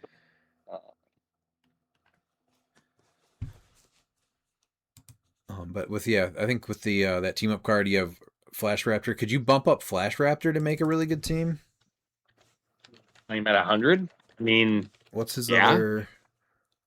Oh, I just thought of another thing real quick. Play him at 100. You're probably not playing him at 200, right? 200 puts him on click 6. I don't really like him on click 12 where his 100 point line is with Quake. Because then it's hypersonic speed. You're not using the Quake. So I feel. Well, it's you either 50 are or still. 200. The Quake is free, but I mean, if you play him at 100 and you give him Animal Man, you can choose to give him Blades, and then you can, with that speed, he can place where he wants to, attack who he wants to, and then be adjacent to figures that he's going to be able to deal damage to. Yeah, you got to know where you want to finish with him, right? Yeah, bro. He's probably like the king of finishers, bro. I think he's 50 points though. Yeah, he's a great 'Cause potato chip. even at 400, bringing him to 200 is not good enough. Mhm. We don't have to look at this, but what about the Super Sore combo where you can play the team up card, and if you all have the Jurassic League, you can also bump somebody up. So now you have 400 points of dinosaurs. We saw Alec Muser had an awesome team that he played at one of the events, came in second place with it, and now you get but another 100 points. Yeah, he didn't use a team up card though. He had past Avengers, I know, but he still showed that the dinosaurs are good together. So now you get another 100 points of dinosaurs, and you get to bump one of them up to their higher line. Yeah, because 50 points. So yeah, that's you play Super Sore. You can bump them up from 150 to 100. Yeah, there's a lot of options there, depending on matchups. But a bunch of 50-point dinosaurs in the format might not be bad. We don't have to break that down, but I don't know. Maybe we'll do it offline. Well, it's only 300 points. What for is all 6? Oh, right. So now, so you can choose who you want to start higher, which I think you easily do. I built the team before. You can easily. But no, so you can play someone you can play 2 of them at a higher point line. Yeah, you do play Green Torch at and Super Sore at 100, and then Green Torch goes to 150. Yes. Or probably Batwalker's probably better at 100 instead of Super Sore. Super Sore is pretty good though. You kind of want to keep him around. Yeah, but Batwalker sucks at 50. He's actually decent at 100. That's true. He does suck. Aquanix going up. Not terrible. Probably not necessary. He gets 2 stop clicks though. Yeah. If you want to play it, I think it's viable. I think you could do a team with it. Mm-hmm. And then you just load up the sideline with a couple one-shots. This is probably the team that gets potentially Animal Man. You have Herald on Aquanix, so that still gives you a couple things like Bast for Outwit. And what else do you get now? They have Animal too, so you have Gaia. Yeah, Seth, you can give someone Mystics. So potentially, like Aquanix now has Mystics and 2 stop clicks if you bump them up to 100. Well, and Batwalker's nice because Batwalker does have stealth. Do you have a Batwalker to sell, Miles? I have all of them if someone's interested, but no, but Batwalker, because it says adjacent friendly characters can use stealth, and so that's what I'm saying. So you can place him adjacent, whoever you have Gaia on, and like they can't be targeted by range attacks. Yeah, this would be a great team on what is it, Sailor's Dream? If you use Batwalker. Mm-hmm. Yeah. Yeah, but with Gaia, even if they're in clear terrain, it doesn't matter. Their lines of fire are always hindered. Mm-hmm. So Batwalker just says that you can't target them from range because lines of fire will always be blocked. I think there's potential there. What about Wolverine, Lord of the Vampires? after seeing him in action, I don't think he's good enough. 400 points does give you room for the X-Men 97 Beast team-up card, though, where you're going to be rolling 6s guaranteed. Yeah, maybe, but yeah, this was the figure that I was saying that it's just like this is how you do a vampire dial, but he's just not good. It's crazy to say that. Yeah, again, the outwit just kills him he's 90, right? Yeah, yeah, Yeah. Yeah. yeah. It's rough. So maybe this is the figure that you play with Ace. I mean, maybe, yeah. Outwit's one of his biggest things that makes him unplayable. hmm The Iconics, the Heralds, that was another one that I thought was worth bringing up. I still think that 75 point line's a little bit rough, but when you're playing 400 points, I almost think that this is a must play with some of the stuff that this thing offers to counter. You have a lot of options to go up against other stuff that you might see, especially being able to bring in Silver Surfer for that special So outwit. there's a little cheeky way to get them for 75 points instead of 90, How's that? which could be fun. The legacy card of Nova, he has Nova Core, and you play Charge the Ring, and so you can turn him into Airwalker, Firelord, or Nova from the Iconics. Oh, nice. Yeah, it's 25 points more, so he goes from 65 to 90. I like that. Yeah, because that 90 point line is just a little bit too much. I wish they were 75. Yeah, and so it's gonna be 75 with Charge the Ring. So like he does have the KO, but with 8 sideline slots, you can load up. You just bring in one of those heralds, and then they can bring in others. So Well, yeah, that's another thing too, is that you can still fill up the sideline with 8 spots with all the heralds.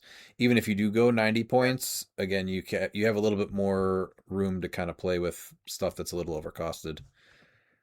yeah, I just do like that Nova with what he has, where he has that direct lineup, the direct path.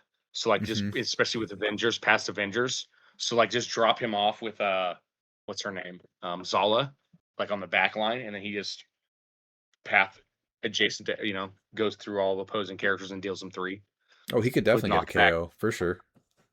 Yeah, and then you just change him into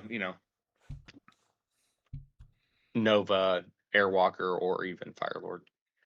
So What about Infinite? I think that's one that's worth being worried about, even not being able to play another one on your sideline. another reason why I think tent poles are going to be important, because if you're going with the swarmy team, if not, it's just going to blow you up. I think you got to make sure that you play Perplex, because yeah, like Miles said, tent poles are going to be huge in this format, and so there's a good chance this is one that you come up against. Perplex only helps you if you go first, though, right? Yeah. If they go first, there's nothing you can do except for try and move out of the radius of the explosion. Right. So make sure you have Perplex on your team, because there's a good chance we see a decent amount of Infinites. Mhm. What about, I think, Pete, you brought up Hadari Yao. Yeah, I just think she's one of those that when you start to build out the other non-tentpole teams, you start looking at other great attackers. So going up to 400 points, you can easily have 2 100-point attackers, no problem. It also helps you build her trait so that she doesn't take damage. Or is that her defense power or trait? I believe it's a trait, but I can look here. It's a trait. So you get more pieces that are going to be non-deities so that she can take more hits, which is good. Mhm. We brought up the either universal weapon or Mjolnir with her, and then we've talked about destroyer armor. That's going to be one of the bigger things that you have to share with your teammates. And then what's the other big thing with Yao? Is that Venomax. all? Venomax, yeah. That's a little easier to give up with the rest of the stuff that your teammates might be playing. Mm-hmm. Hawkeye and Hawkeye, Oh, just but you go one mystical with her. Yeah. beetle. That's true. Yeah. Say prime blue beetles too. But Mhm. the Hawkeye and Hawkeyes with the Avengers, like the past Avengers team with Hydra is now And going now to be 400 points. Yep, and then you just now add Hawkeye and Hawkeye to that, which just won CCO, Yeah. 69-person event. Yeah. So I don't know. Maybe this might be where theme might matter potentially, with since you're going to be playing some, different figures and 400 points. I think that maybe this is, and with teams being stretched, that it's not just the good stuff on one team. So I think this is going to showcase maybe potentially more theme teams in this event. I hope so, but I think we're still going to just run into tent poles and one or Yeah. two teams of good stuff. It'll be interesting to see how many people do go theme.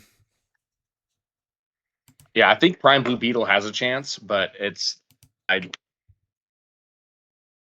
not easy. But he's a decent answer for a lot of pieces like Null, because you can bump up his range very easily, and you just choose an opposing character within range line of fire and a standard power. That character can't use the chosen power. So you can just say, okay, you can't use hypersonic speed just to stop that, alpha strike from him. Oh, And you're right. like, Yeah. okay, we'll just deal with the stop clicks, and we'll just bump up my damage or whatever, and we'll just hit you to those stops, and that way you don't get those move and attack. Because even if he has Animal Man, like I'm fine with him moving half speed charge compared to his full speed hypersonic. Well, you're running into that. I mean, it's just a good point across the board, though, is that because you're probably going to have an increased chance of running against tent poles, just being able to take away their move and attack with Blue Beetle is great. Yeah.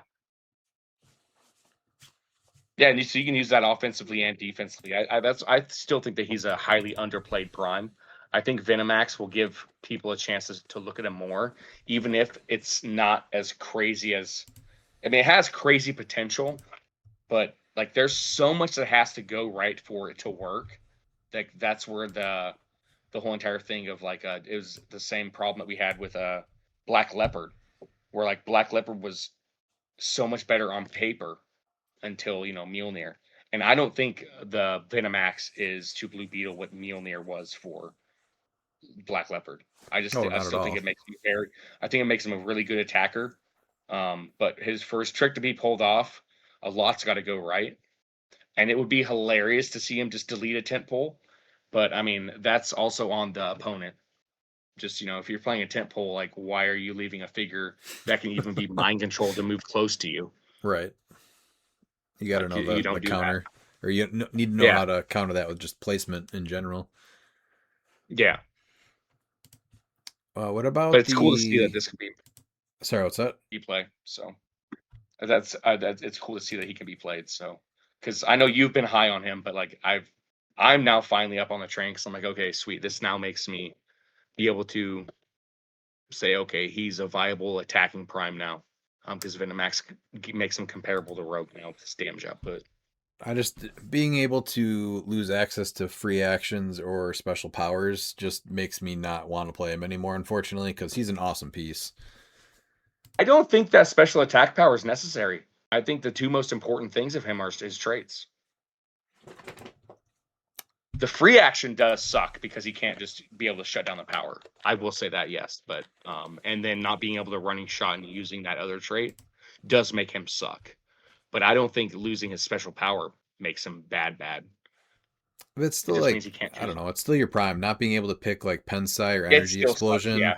I mean, that just makes him Yeah, not it sucks. neat. Like now you're just hoping, and that is a capital range also, right? So you have a chance what I of mean, not yeah, being so you able can't to running running shot shot into and do the thing. So Yeah. he has things that make him weaker without anyone putting effort into it. Like you're already starting down with this is your prime that you're building with if you're going up against that, which is what I don't like. No, 'Cause that's it's what, really yeah, cool. and that's what sucks, yeah. Because like it's we have like primes like Rogue and everything, and it's like, yeah, and he's more nuanced.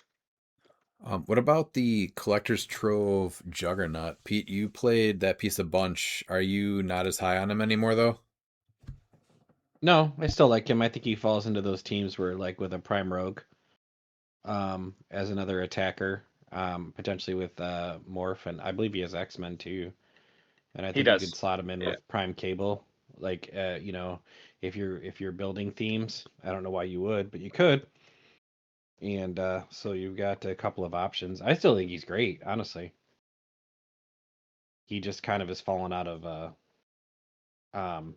rotation currently. I'm just scared to play him because it's like he needs special powers. Yep, And that's a big one. Yes. I've just played against so many Lokis in testing that I build not. I'm like, because I don't want to go against a Loki and just be like, oh man, my team sucks, and so I have to theory build that I might potentially face this figure, and Well, yeah, this guy I just hate it. doesn't charge then, and he doesn't do his cool attack power, the Giant Reach 2 thing. So No, but that's why I went Swamp Thing, and you know what? That was the greatest idea, the greatest decision I made was going Swamp Thing in that 2v2. I don't think Juggernaut would have done what he needed to do. So I will say that was the good that came out of me being scared of Loki. the again though, the 3v3, you have a potential chance of not going up against that, even if someone else on their team is. Yeah. So having this guy for 80 points and then an extra 100 points to build with attackers is a pretty big threat. He's safeguard outwit. Yeah. He deals penetrating damage. He can deal extra damage to people adjacent after that full move charge. So I think that there's definitely potential with this guy to still build with, even more so. I like him more in 400 this format than I do in regular Modern now. I agree. What about that combo of Space Batman and Green Torch? Yeah. Because again, odds Absolutely. of going up against Chair Panther to turn that off makes this stronger. Now if they turn off the Green Torch, or you have less What chance about of it this? losing He it. has Cosmic. So what if you use him as a pilot for Spirit of Vengeance? Pop him out and then get a Green Torch. That's not bad. I like the what is it? The Omega Batman or whatever it is.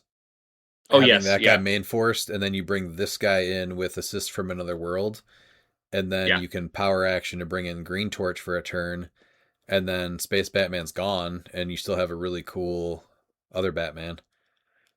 Yeah, because Space Batman really does need a move and attack.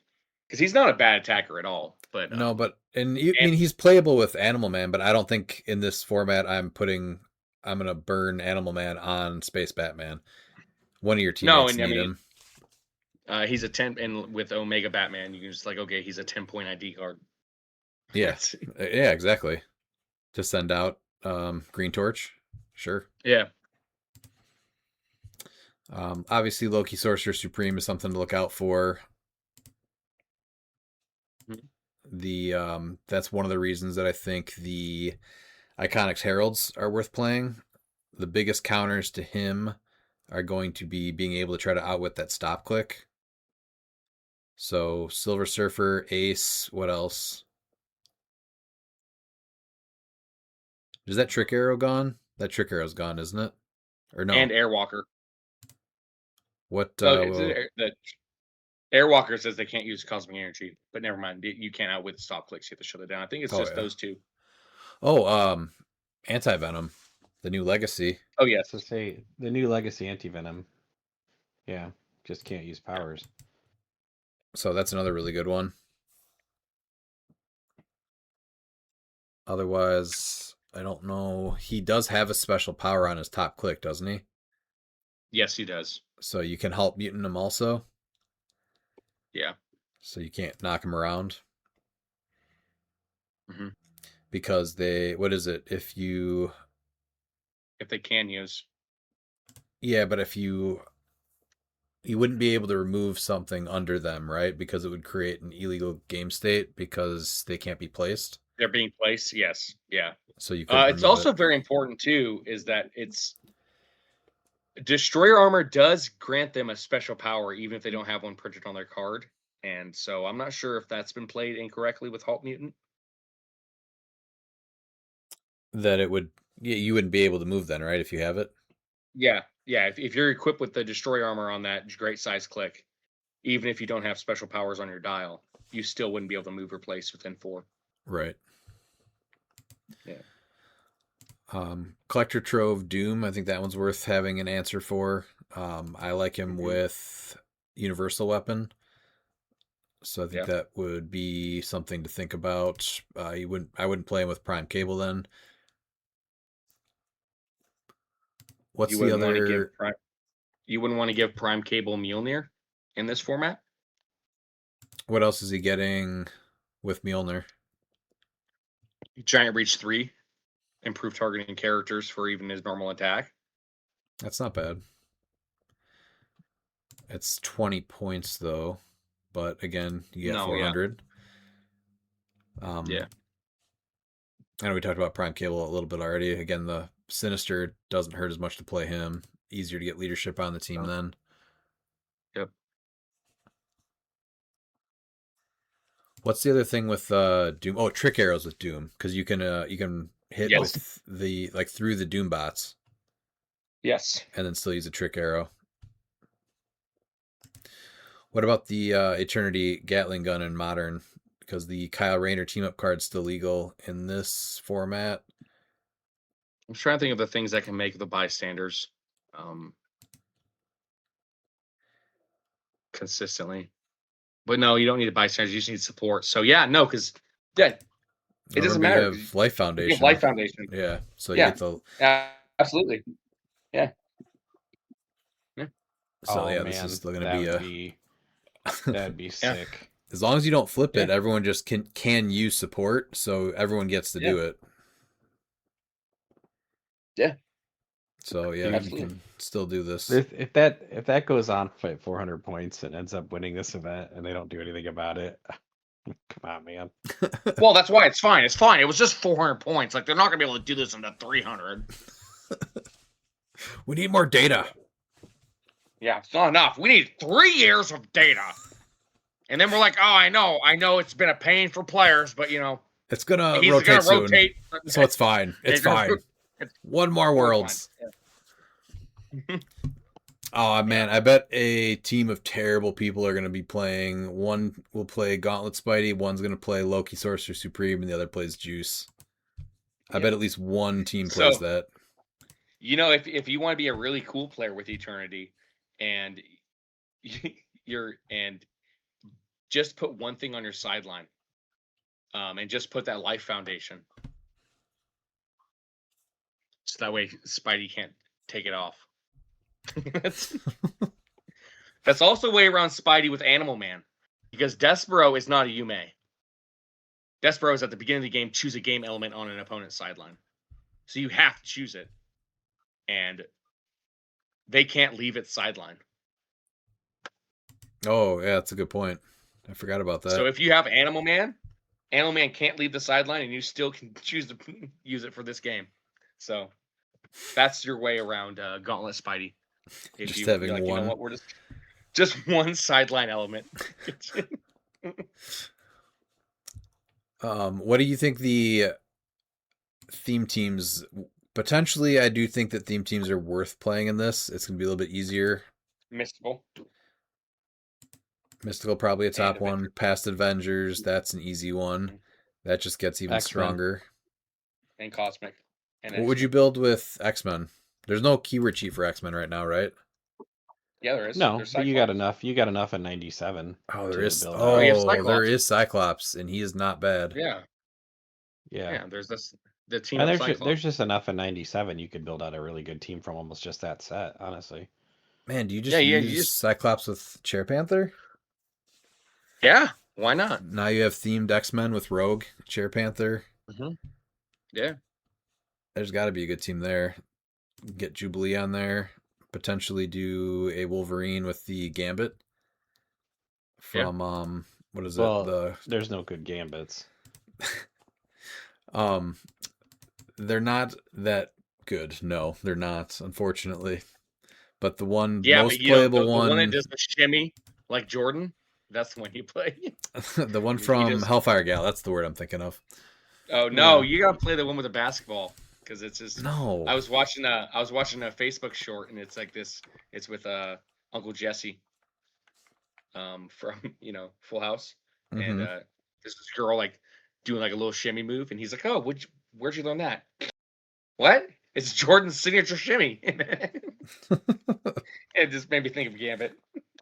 And you're really missing the big part on X-Men, and that's you're getting Nord on X-Men. That's right. Yeah. Rogues. Yeah. That's Rogue's main squeeze. Yep, he's the best character that starts with G on X-Men. Don't not think even up that's for true. debate. Nope, not true. Well, that's why you probably shouldn't think. It's a fact. Yeah, that's it. So what about we have Rex Strickland entering Modern? What about him with the Soldier team? We were talking yeah. about a bunch of the options there. Him with Cable, I think that's still super strong. Him with that Wolverine. Pete, you suggested that. Kilowog. Kilowog's another one. So 400 points, his 50 points isn't as hindering. So I think even that's throw worth doing. Bulldozer on there. Yeah, Agent Bulldozer have- Anti-Venom. The Prime? Bulldo- Yeah. Yeah. Bulldozer gets the full move charge flurry. Frankencastle. Oh yeah, Also has Frankencastle's charge a but don't good- have yeah. speed. Yeah. Oh yeah. And what is it? The Pegasus cap, even though he's got hypersonic, he's still going to be able to. Does what's her face Zala have Soldier? I feel like she does. Or is it Warrior? Just Warrior? It's Warrior, yeah. Damn. That Hal Jordan, that Chase Hal Jordan, the dual colored one, the blue Yeah. and the green, really sneaky Oh, good too. That would actually be a great play for this format also at 400, having a bunch more attackers and action and another action. What's his name? It's Hal. It's just Hal Jordan. Yeah, it's Hal Jordan. Where is he? What does he do? It's the crit hits. Yeah, Yeah. on tenor. And he can use running shot as free. Yeah, when a friendly character that can use... Oh, they gotta use willpower. So you'd have to make sure that you're building into that somewhat. But 10 through 12 are crit hits. If you can build that with Soldier, giving them flurry, and 10 through 12s are crits. Mm-hmm. So if you also look at the Kilowog, there's Kilowog gives him Force Blast. He gives bystanders willpower, right? Isn't that Hal Jordan? This one? Yeah. believe he's Hal on- Jordan and constructs he generated can use empower. and Oh, he willpower. generates. Yeah. Oh, okay. Okay. You're talking about the Kilowog from... You're the Prime? The 400. The 400 one? No, the 400. Yeah, because he has pretty much he's autonomous. That's right. So you'd play him at 100? Or, yeah, right? No? Low? Yeah, if it's 75 40? might work. Oh no, yeah, That's 40. not bad for That's what 40. you want. That's your you leadership do then, 40. yeah. Yeah, I think he because needs he probably doesn't the have sword, charge though. flurry, but he does now. And then give him the longsword. So now he's a charge 12 for at least 4 flurry. Or you give him the green ring for him to generate A sword. a sword. Yeah, That's also good. I like that too. that will now have flurry, Yep. and So- all the bystanders he generates has Force Blast. And then when he hits, you also generate a construct that will be a 10 for 3 that will also have flurry.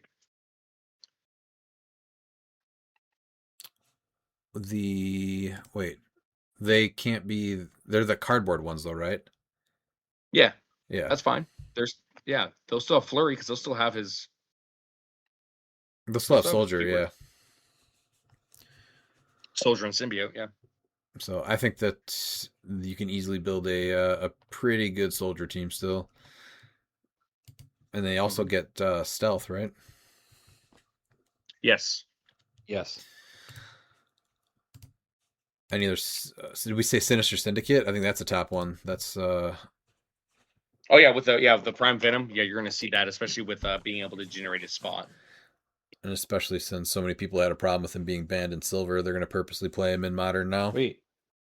What did you say? Prime. No, but it's more like Scorpion. That's the real. His name wasn't even Venom; it was Scorpion. So Yes. Any And the other best part, too, themes? What is he it? has nothing to do with Sinister Syndicate either in this storyline. at Yeah, all. that's the Nothing. weird. Yeah. Seems like a weird trait they just kind of wanted to fit into the set. I don't think it should have been on him. He looks cool though. Brute. Yeah, Brute. Ooh, that's a good one. With I like Brute. Titania. That's 100 points. That's Rogue right there. Primus. Yeah. Diesel. Yeah. That's one of the things where Do you like Primus? yeah. You try to start And, building. What else? What was the what's the lady from the She-Hulk show? Titania. I cannot think of her name. Titania. Yeah, thank you. God, that was just escaping me. But Brute's a keyword that you start building and you're like, I need, 30 more points and this would be amazing. So right here, 400 points. Brute is easily a top keyword with all the buffs you get. Yep. So that's another one that'd be cool. I'd love to see a soldier team. I'd love to see a Brute team. Sinister Syndicate and Past Avengers are easier to build. Maybe Prime Rogue on the Brute team. Like put Rogue on a Brute theme. Oh yeah, as I said, You you know? start there with 100 points, and then you add Primus, Titania, D-Cell. You can potentially do Rhino if you don't also have a Sinister Syndicate team. You can get I also like Quicksand. the Absorbing Man swap too. I mean, if you start, does the green one start with Brute? Do they all have Brute? yeah, they all have Brute. Yeah, they all have Brute. You're gonna fill up your points pretty quick because he's what, 70? He's 75. Yeah. Yeah. What's the Quicksand? Is that her name? Yeah. I think Wonder Dawn part of this team. Make her immune. Just mastermind to her. Stop making the Brute team bad. What do you mean? I went 3-2 without one of those wins being a bye. That's not the best record. I think that you're going to see. Wonder Dawn's ever been. This has a potential of not just being smash and bash though, so I do think Quicksand on that team. She's worth the 60 points. Other friendly characters with the Brute keyword can use ESD. She just has traded Flurry, so she's not bad at all. Shape change. No. She can tie up a piece too with plasticity, so potentially she can even tie up a Colossal because she's a giant. Yeah. So yeah, Brute is definitely up there too. What do you think the top equipment are that you're going to have to worry about sharing? Destroyer Armor, Venomax, +1 Longsword, Ring of TK. Yep. Destroyer Armor. Destroyer Armor. Oh, that's an obvious Universal one. Weapon. And Mjolnir. Yeah, Mjolnir just being for free on so many pieces. So the free equipment, the non-free equipment, I think is going to be Universal Weapon and Venomax are going to be the two biggest non-free.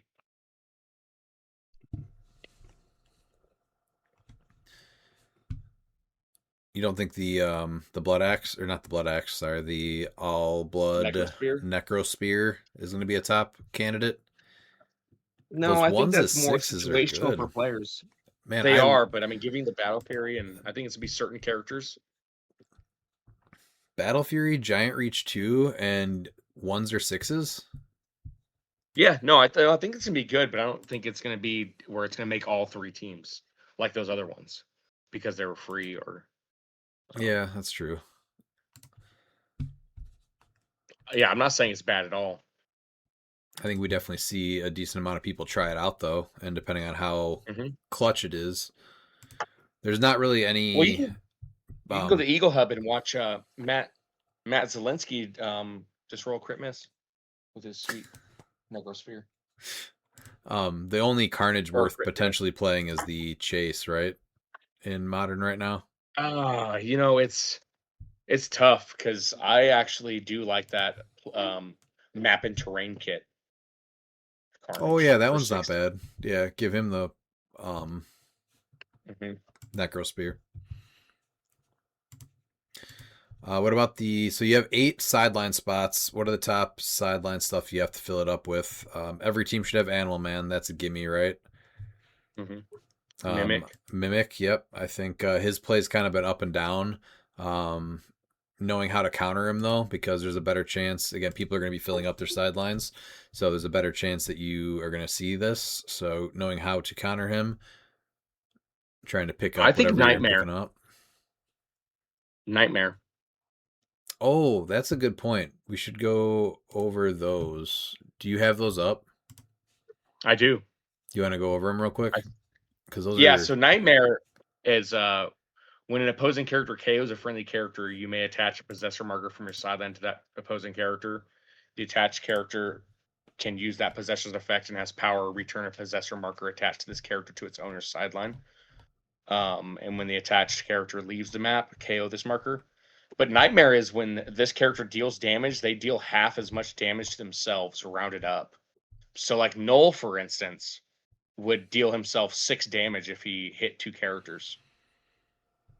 It's not just from attack; it's anytime he's dealt damage. So, and it's always gonna be rounded up. Mhm. So, I mean, if you put that on Null and like Null has the Venomax, it also goes. So he's gonna hit someone for 6, and then another person for 6. So he's gonna take 1, 2, 3 to go past his first stop click because it's not an attack. To click 4, and then he's gonna be at his second stop click on click 7. Well, you could just choose to not target 2 people. If you do that with this attached to you, You then can, you but deserve to still, not. regardless, you still are gonna take 3 damage. Yeah. So you're gonna really need some healing. The other one, what is it? The Jericho drum one's not that great, right?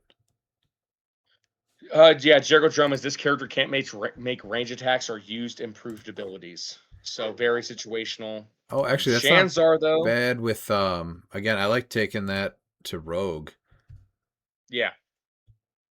All of a sudden she can't fly or automatically break away. Yeah.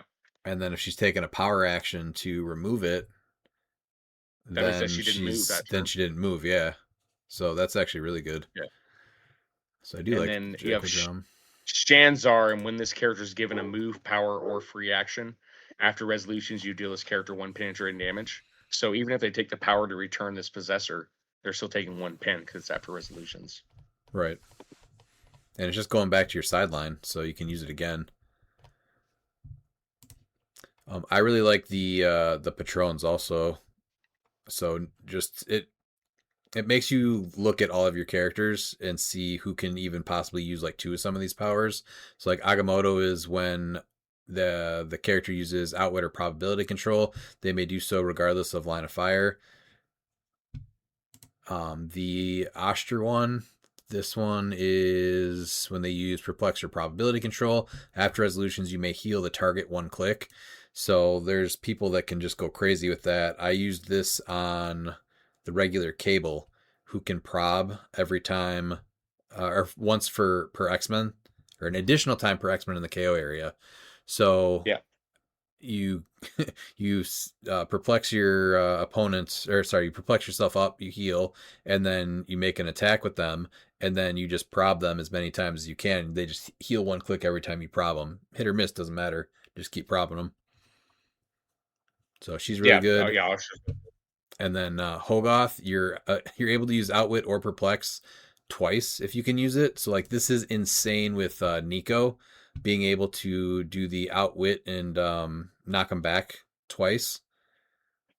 Yeah, this is one probably my favorite patron. I mean, I'll be honest. It's I use it on a bunch of things. The 2x2 Sinestro is really great with it. Yeah. Nico's got perplex Absolutely. too, so I think Nico's still one of the top candidates. Who are you talking about though? Yeah, we brought up Sinestro earlier, being able to, because then you're generating 2 constructs. So anyone that gets like special things or has both these powers, I talked about Agony earlier. It is conditional where she had to damage them first, but being able to outwit and perplex something twice each, that's huge. So I think these are stuff that you can start looking at different things to strengthen your team or add to your sideline.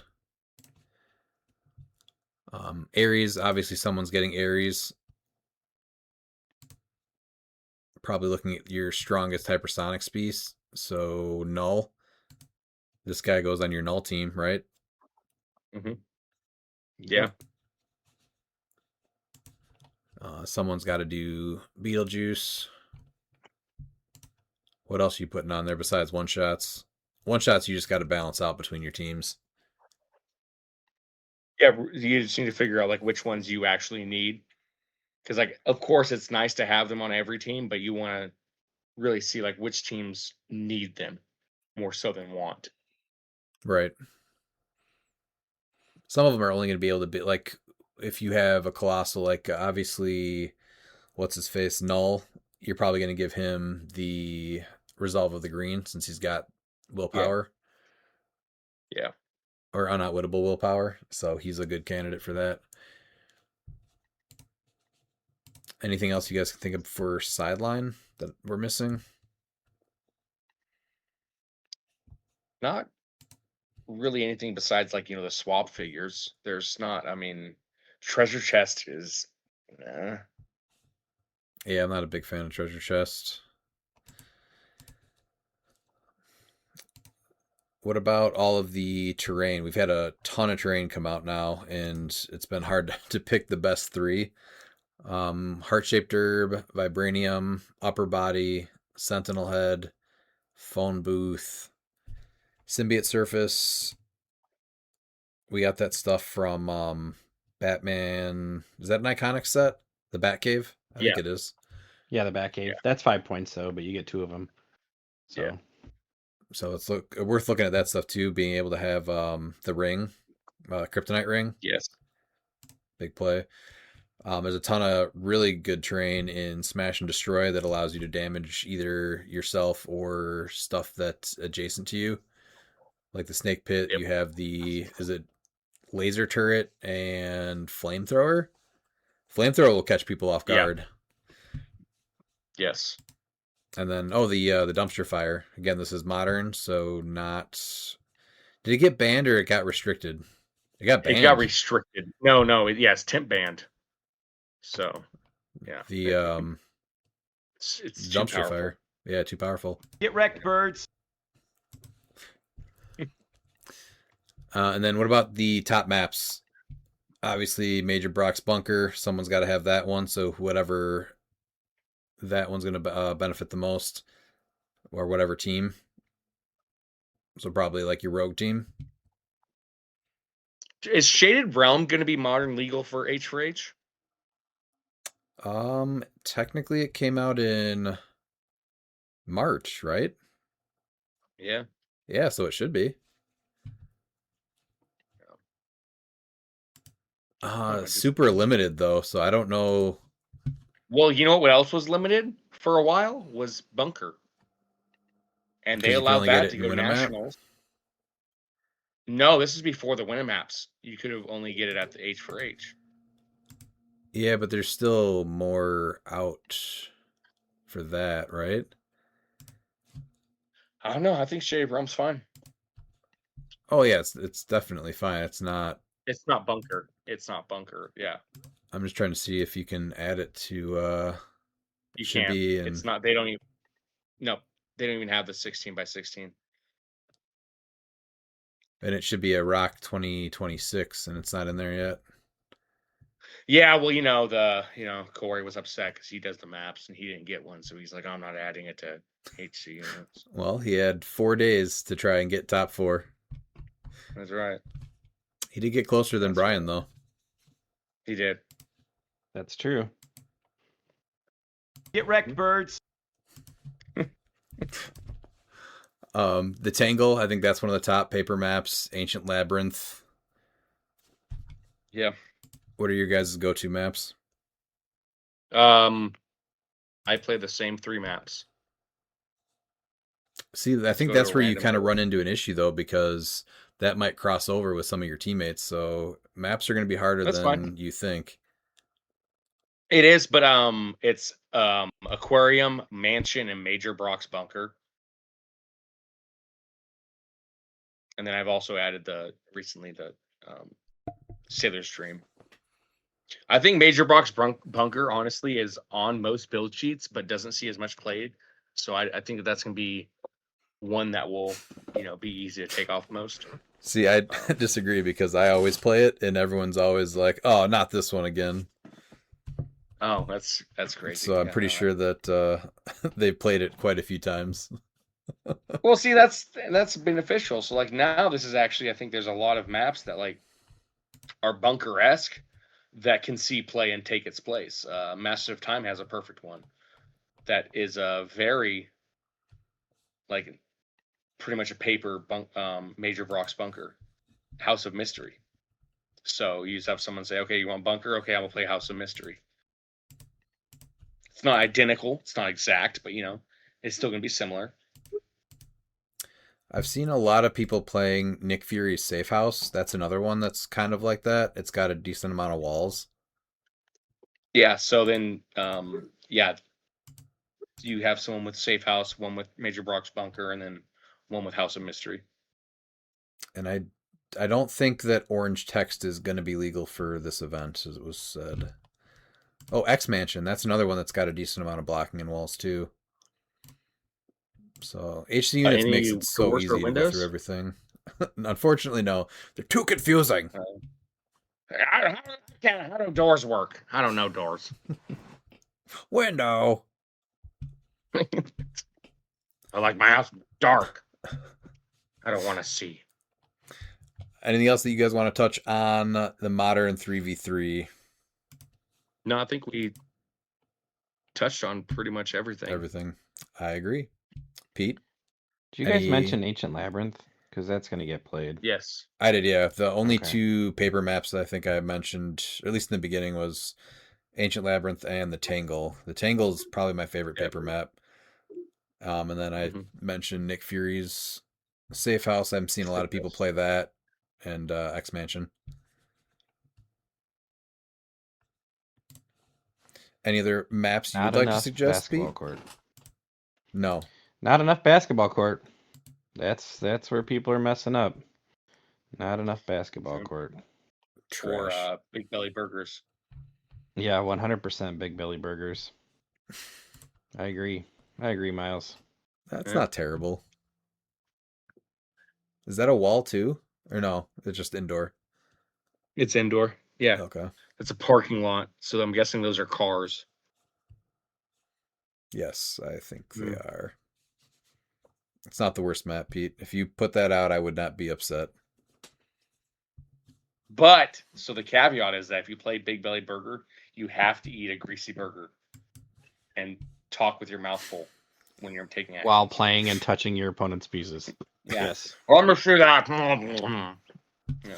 What click's that on? Yeah, if it doesn't get all over the place, it doesn't belong in my face. Let me see that card. Did you purposely rhyme that? No, that's Carl's Jr.'s old tagline from the 90s. Yeah. All right. You got questions. We've got answers. Your ass better call somebody. First, we have David Clements. Did you have Super Rare Prime Venom combined with Super Rare Doc Ock from Beyond Amazing on your bingo card this week for banned game elements? Only in silver, since it's actively trying to be a healthy format, unlike modern. Yeah, I was definitely on my bingo card. I was happy to see it addressed. I know, we have some people that don't think it's a problem. It's there's certain things in this game that just shouldn't exist. I think that this whole entire play with yourself strategy is just insane. I thought that was your favorite. It used to be. Then I got married. What? And I like playing with other people now. David, if you have a bingo card for banned elements, it has to be silver because modern doesn't do that. That's true. Unless it's per Degaton. That's the only answer on that card. That's free space. So the real question is, did I have dumpster fire on my bingo card? The answer is no. I did not have that. There's a couple that I was surprised about. Yeah. Then we have Luke. Get wrecked, birds. Yeah.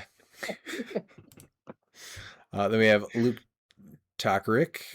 I borrowed somebody's lighter during Champion Clix Open, but then left before I could give it back to them. Is anybody missing a lighter?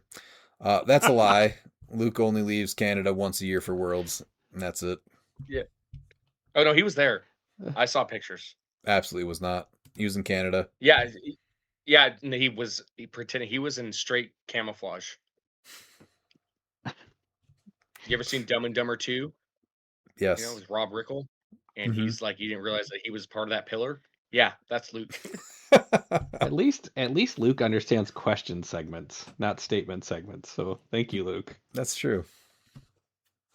Then we have Mark Bird. Do you guys feel the Venom set looks better in a post 2026 rotation world?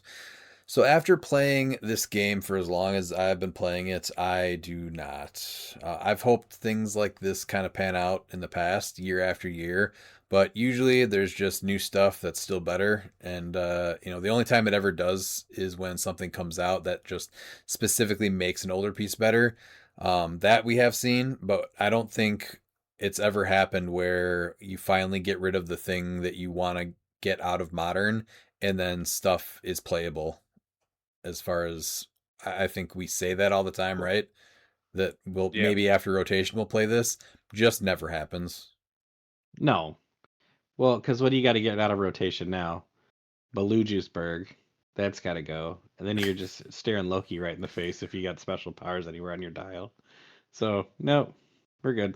Yeah, there's always going to be stuff, and if it comes out and it's just not playable, it's just not. I think a perfect example is like Zala and Diana. It was for me always Diana, but as soon as the God Killer sword came out, Zala 100%, right? So Absolutely. I would never play Zala just because you have to hit to make that happen and then she just dies. But when that God Killer sword came out, now that's what makes an old piece playable is when something that can actually make it better. But anything that you look at and you're like, "Oh, maybe after rotation," never happens ever, which is unfortunate. Venom set, a ton of fun, just too much overcosted stuff. Yeah, that's the main issue is that they really, some of the designs are really cool, and then the point values are what really I think hurts this set, and that also hurt a lot of Lantern Legacy as well, was those point values. I think Yeah. Lantern Legacy is a set that would have had a bunch more pieces seeing more play, but they, I guess, accounted for the free equipment, even though most pieces you're not going to be able to equip because if you play them together, only one will get it. Well, there are always like just a handful of smash and bash pieces that it's like, well, why am I going to play this cool piece that instantly dies to the smash and bash piece that comes across and flies and kills me? Yep. Or Mhm. the piece that says, I just can't even play this piece at all. And now I've paid 75 points for a piece that sits here and does nothing. So, yep. Yep.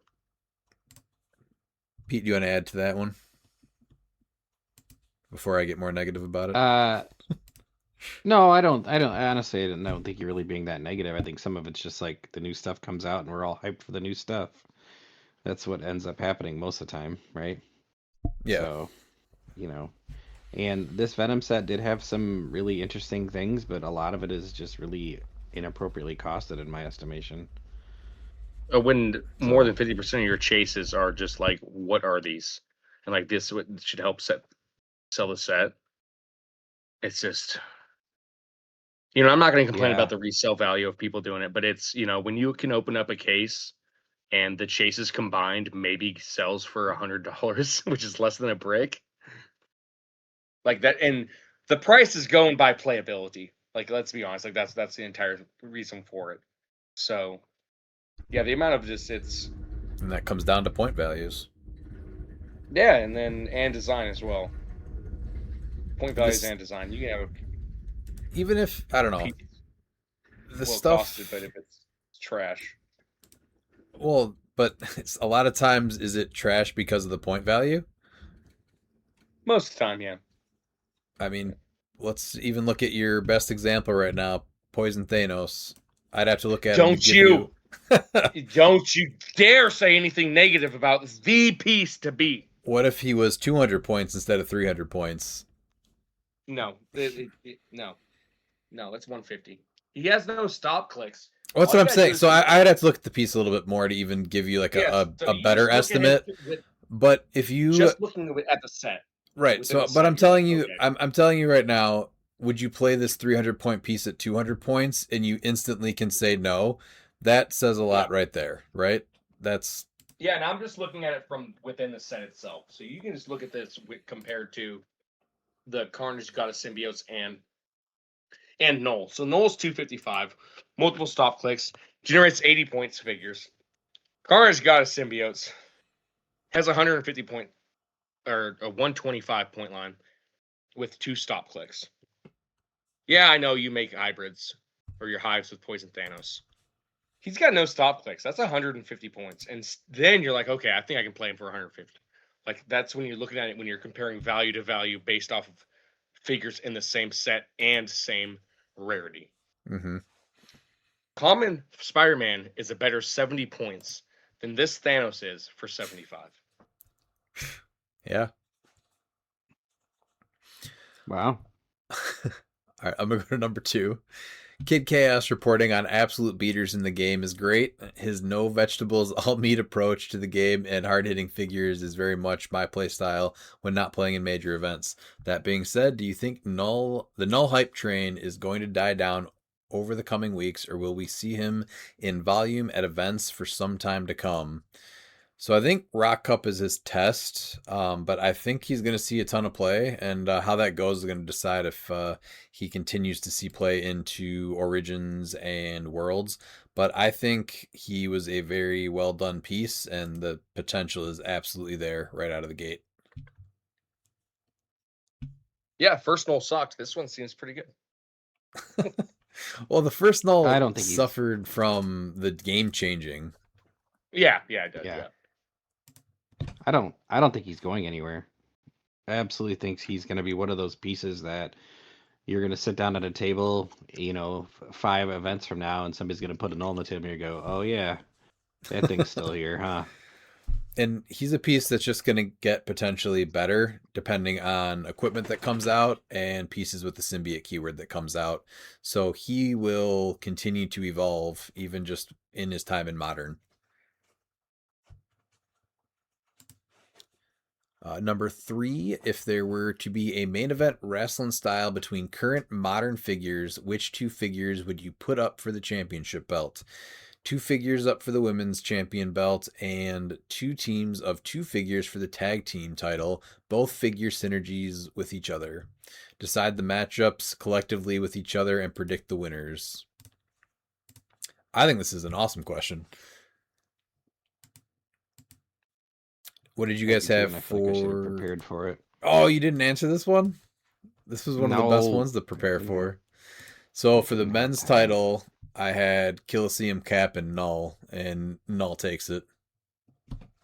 Obviously. How do they synergize with each other? No, that's the tag team one. The tag team would have to synergize. Oh, okay. This is Coliseum Cap versus Null. Hmm. I think 2 of the top male pieces as attackers that are just going all at it. And I think that's your best lineup.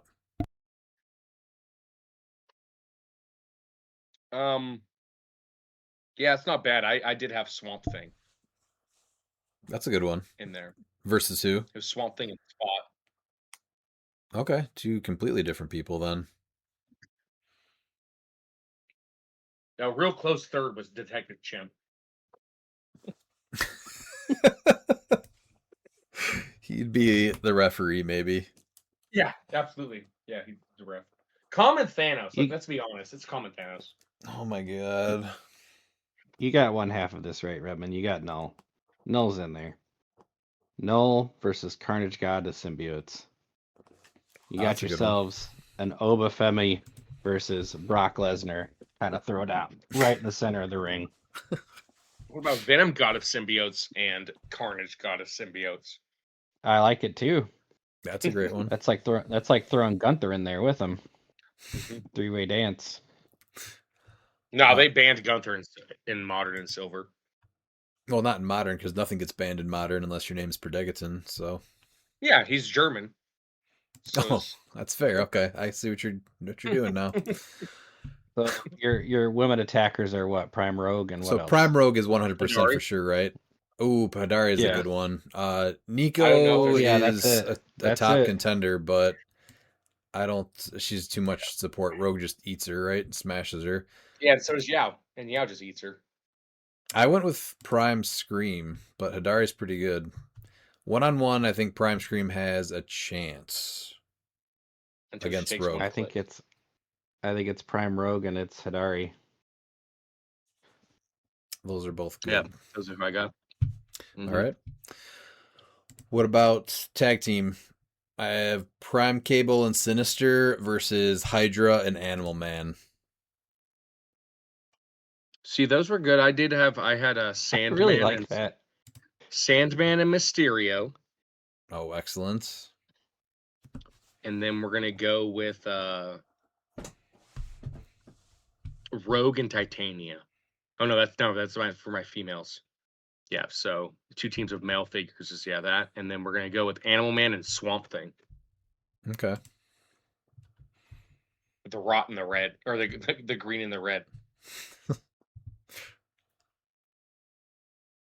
Pete, do you have this one? This one's a little bit more to think about. Needs to synergize. Well, you got Egenerak, right? Sure. He's running around, young guy, all in gold, looking great, harkening back to the days of Gold Dust, and he's gonna go rolling out there with.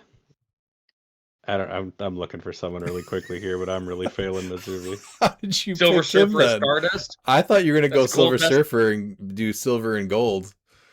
Yeah, that's Ooh, there you go. See, that's why we got you guys on here for me, because I was That's- furiously going through sets really fast. Silver and gold it is. Okay, who are they Yeah. going up against? I really like the Cable and Sinister answer. That one I thought was really good. And I hate when I have to compliment you. I love So it. I'm gonna go, you know what? I'm gonna steal an idea. Wolverine and Morph. Oh, that's not bad. The Common Chase one. Common Chase. Morph right. with the alternate card. Mark, that's going to be a hard question to beat. That was awesome. Are we doing the Well, women's? Yeah. We did. Oh, Yeah, didn't there's say a tag team? women tag. teams. And I thought two there's women teams- tags. That's why I had Rogue and Titania. But No, there's it women says- tags and It Yeah, says I two misread it. figure. Yeah, okay. Yeah, I just misread it. Because I got an answer for this one. All right, why don't you guys go then, and I'll try to come up with something real quick. HC Kushala Units doesn't and have Umar, a. the unrelenting. Oh, that's it. That wins right there. What is it? What'd you say? Kushala and Umar, the unrelenting. Okay. I was sitting on that one. I had Rogue and Titania, but I mean, That's a good one too. yeah, that's I guess if I'm gonna have to go with someone else, we're gonna go with Venom Captain Marvel. Because she's so great. And then we're gonna team her up with Venomized Phoenix Force. Okay, that's slightly terrible. Yeah, I know, but see, this is TKO booking right now. We're gonna put the best, and this is gonna be a squash match, and because you're gonna have the IWC, which is the Internet Wrestling Crowd, and they're like, why the hell are Venomized Phoenix Force and Venom Captain Marvel in a title match headlining WrestleMania? And it's just because they wanted Rogue and Titania to look good. Sure. We're gonna have some influencers show up. Probably get like Sydney Sweeney, Bonnie Blue, any other females. They're gonna do some run-ins. That's not the people that are showing up, but sure. I don't Mia Khalifa, whatever. I would also Oh. offer Chase Scarlet Witch and Chase Agatha from Collector's Trove. The That's witches pretty are good. back, baby. Yeah. All right, I'm going with. Oh, I already used her though. I already used Prime Special Scream. guest referee. Prime Scream and Agony. There you go. And Madeline Pryor and what's the coolest Jean Grey we have now? We don't have one in the X-Men animated outfit, do we? Yeah. Mm-mm. Well, we do, but they're not Right. good. Yeah, she's just like a common the though. starter. The Oh, starter. the starter one's I guess okay, but I don't know if she's going down to the tag team championship. What's the Well, coolest she has one free we mind have? control. Sometimes you gotta have teams putting other teams over. Yeah.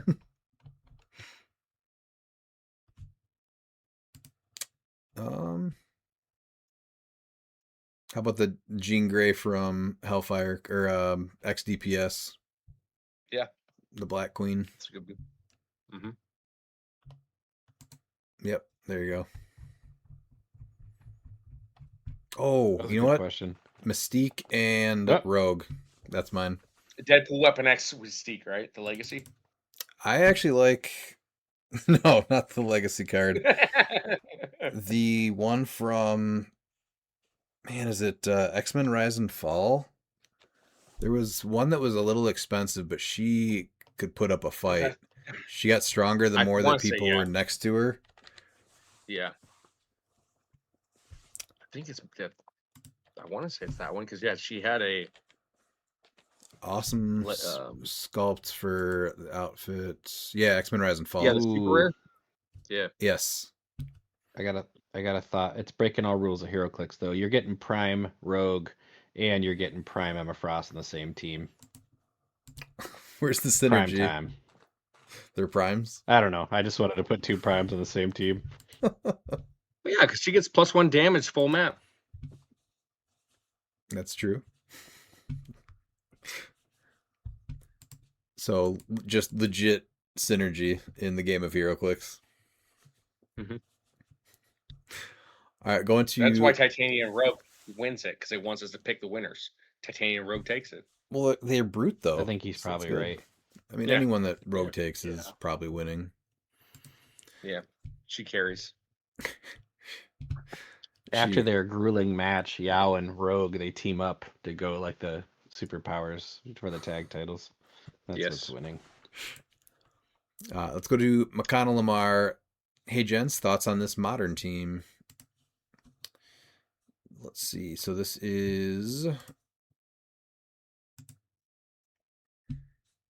a White Lantern Superman with the White Lantern ring. Barry Allen from the Flash Iconics. The Space Batman with Avatar of Animal Man.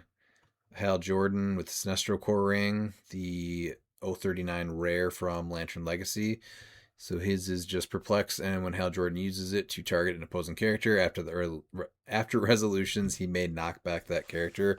I get to play that guy in sealed. He's not bad. 5 range, 3 bolts, precision strike, and hypersonic speed without wit. Mm-hmm. And they all have the team up cards. He's got a team up card. Oh, he does. Yeah, Hal Jordan. Hold on. It's also got Legacy Green Lantern. The one with the shepherd's stick. With the Green Lantern ring. So White Lantern Superman team up card. This is a piece I'm kind of surprised never saw more play. Because that's the one that lets you heal, right? Yes. Friendly characters can use regeneration as free, even if this effect is lost. That's after he gets KO'd. What's his... No, on his first 3 clicks, it's impervious, super senses. At the beginning of your turn, you may heal a friendly character within range 1 click. And then he's got the trait for the team up card, which is when another friendly character with the White Lantern Corps keyword heals, they heal an additional click, which is everyone with the Justice League keyword gets the White Lantern keyword. Yep. Yeah. Barry Allen's the one that gives him that free like rollout or whatever, right? Or you just miss. Yeah. With the 20 defend. And then the Hal Jordan is if he's part of a Justice League theme team, when a friendly character attacks and damages one or more characters, friendly characters modify attack +1 this turn, which 3 bolts and precision strike, that is pretty good. So Venomize on the sideline with Animal Man, Black Flash, Green Torch, Jersey Devil, and Reverse Flash. So Jersey Devil for the constructs. Is there any way to get... I'm not sure if Venomize is worth it. I think that maybe Bloodstone on Barry Allen might be the play. That's exactly what I was looking at. I think Bloodstone is what you need on the team, and the only way to make that happen is getting rid of Venomize. So that's really the only thing I would say. Well, maybe not. I don't even know if he's going to be using it that much because Barry Allen's the only figure with Speedster until Reverse Flash comes out. So you don't think he's 90? Oh, he's 50 points though. He's 50, yeah. Yeah, so maybe not then. Venomize lets you, when a friendly character without the symbiote keyword is KO'd after resolutions, you may generate a non-unique, non-prime character with the symbiote keyword of less points than the KO'd character on its last non-KO click in the square that character last occupied. This game, that character isn't scored when KO'd. And is that from your sideline? No, so it's just No.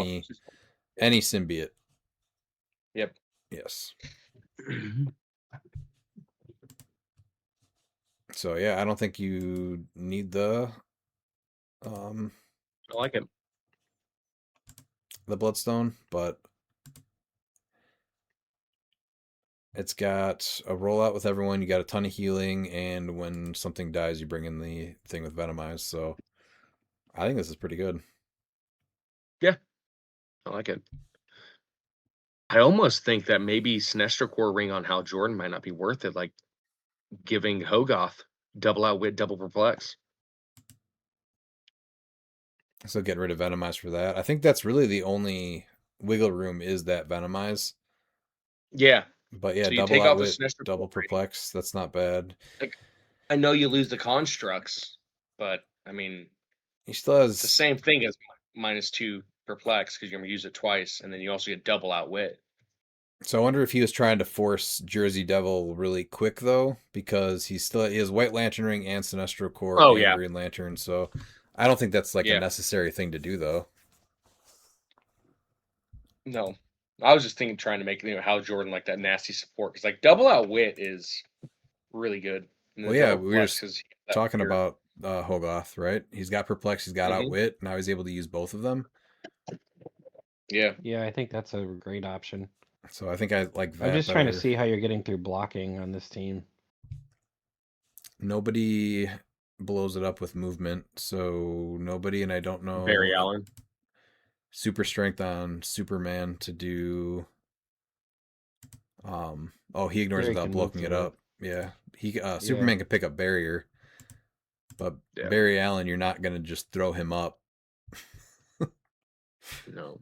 Well, he's not the defend piece right now either. He just has a leadership prob. But yeah, Yeah, you're but not he going to needs to be. be on the map to have Yeah. those rollouts, right? Or not the rollout, but the Yeah. miss. So you Yeah. need him back. You're not going to throw him up, and you're not accomplishing anything by getting him up there, except getting a prob. Yeah. So yeah, I think it's neat. I like theme. What? Well, no, there you go, right there. Yeah, I think that's exactly how he does it because he has the move. After resolutions, you may choose a standard friendly character that shares a keyword with Barry Allen that he moved through during this action. If you do, place that character adjacent to him. Oh, where's that? That's the team up card. Oh, I didn't read that one. Oh, Yeah. there it is. Okay, so that's. Oh, he gets a bunch of stuff from that team up card then. Yeah, opposing characters within 3 squares can't be given range actions or make range attacks. Yes, you are deploying with Barry. Yeah, so that actually makes sense then. So you can easily get through barrier that way, and he ignores elevated. So you really, I guess he doesn't ignore characters though. But that's it. You're still getting through elevated and blocking. I think you got plenty of answers here to give it a try. You just need to be able to answer things like Rogue, which is not bad because you are at least going to be able to negate one thing or one hit. Superman has super senses. Batman does not. Yes, But he does. he'll Everyone be. has super senses. Just gives it to him? Barry Allen, if he's part of a Speedster Justice League theme team, friendly characters can use super senses. Oh, geez. Okay. Yeah, this And I then once think it per game, the answers friendly character will be hit. They decent may amount. evade the attack instead. Yeah, so he just hands out super senses. Yeah. Yeah, I like this. Which is interesting. Even the constructs have super senses now. So yeah. So you got to decide when to bring Barry in to deploy it, because you do not want him to die, because he dies real easy. no, yeah, you just use him to deploy the green torch. But yeah, the only change I would take off, I'd take off Venomize. I'd use the Hogoth just to get that double like outwit.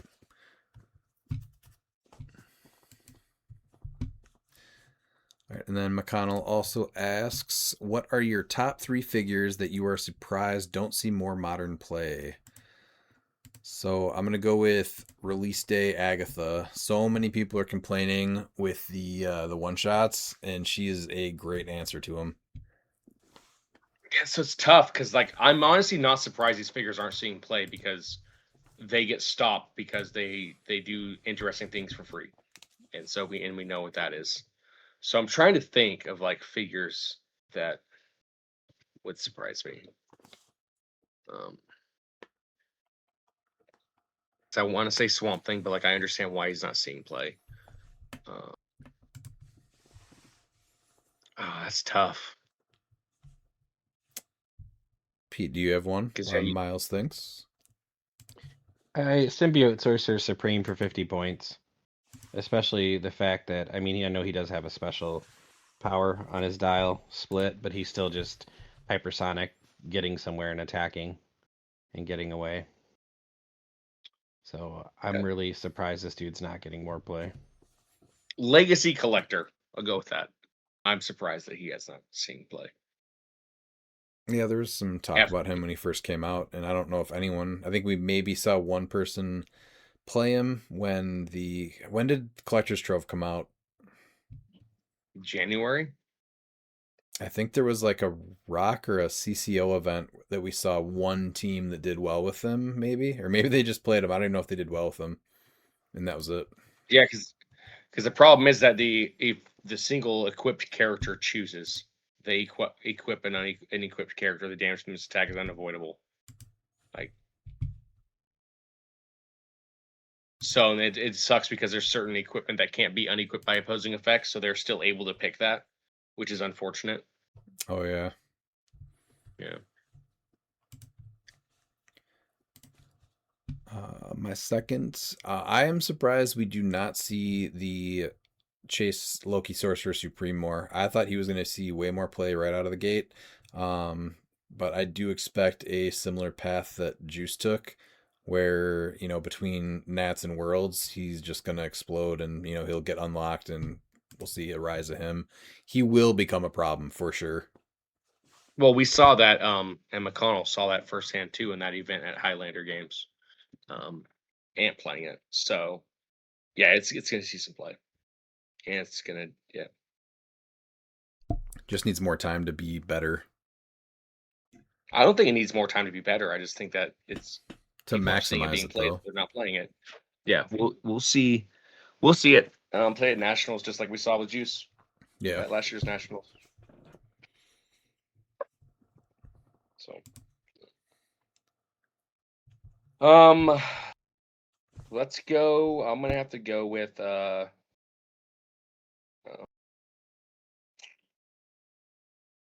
guess it's Prime Swamp Thing. Just completely stopped seeing play, and that has surprised me. I think that's an example of not being able to take free actions really hinder him. But yeah, he's still good. Yeah. That's where most of my surprises are, because like I'm not surprised, but I'm still surprised at the same time. Yeah. Pete, do you have a second one? Prime Emma Frost. She had like a quick like I want to say like next weekend of launch day, and she's really a great attacker for 60 points. So I'm surprised she is not seeing more play. I understand Rogue's in the same set, but you're talking a 40-point difference still. Yeah, there's still plenty of stuff that she does and synergizes. I've seen some really good teams with her. In a similar vein, I'm going to go Prime Cable. He's just so good. And, I think it's probably a case of he's just too much of a risk with stuff that says you can't have fun. But if he's able to do what he's supposed to do, he's insane. You only see maybe 1 or 2 at an event, even if it's got 50 people in it.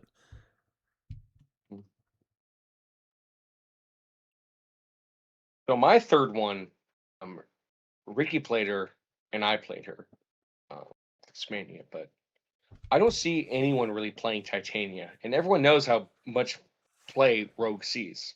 So it's crazy to see not a lot of Titanias being played. That's a good one, yeah. And that was the finals too, right? Yeah, he won with Titania. Yeah.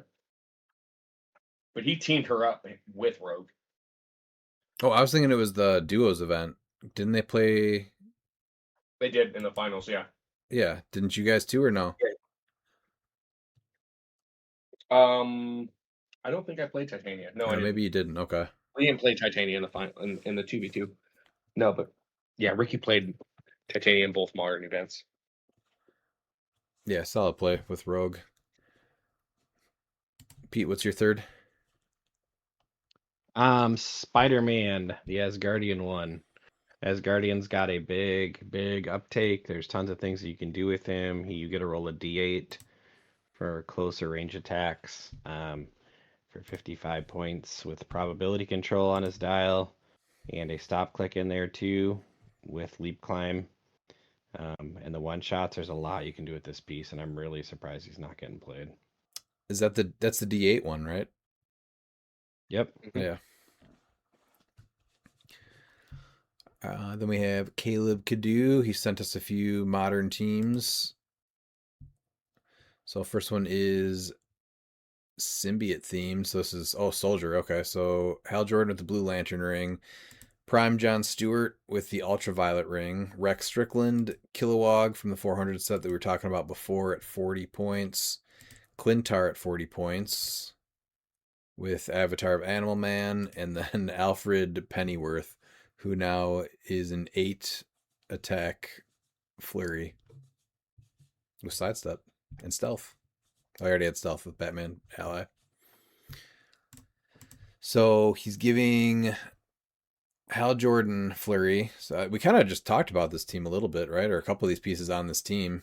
So Hal Jordan giving. Yeah, John Stewart was the only one that didn't. But yeah, but so John Stewart will have willpower because of the cosmic energy. And then Kilowog, does he have willpower? He does Green not. Lantern ring. Oh yeah, okay, Green Lantern ring. So he'll have it too. And then Clintar would get it, right? Yep. Yes. If you're doing that, and he's got Avatar of Animal Man on him, which is going to give you.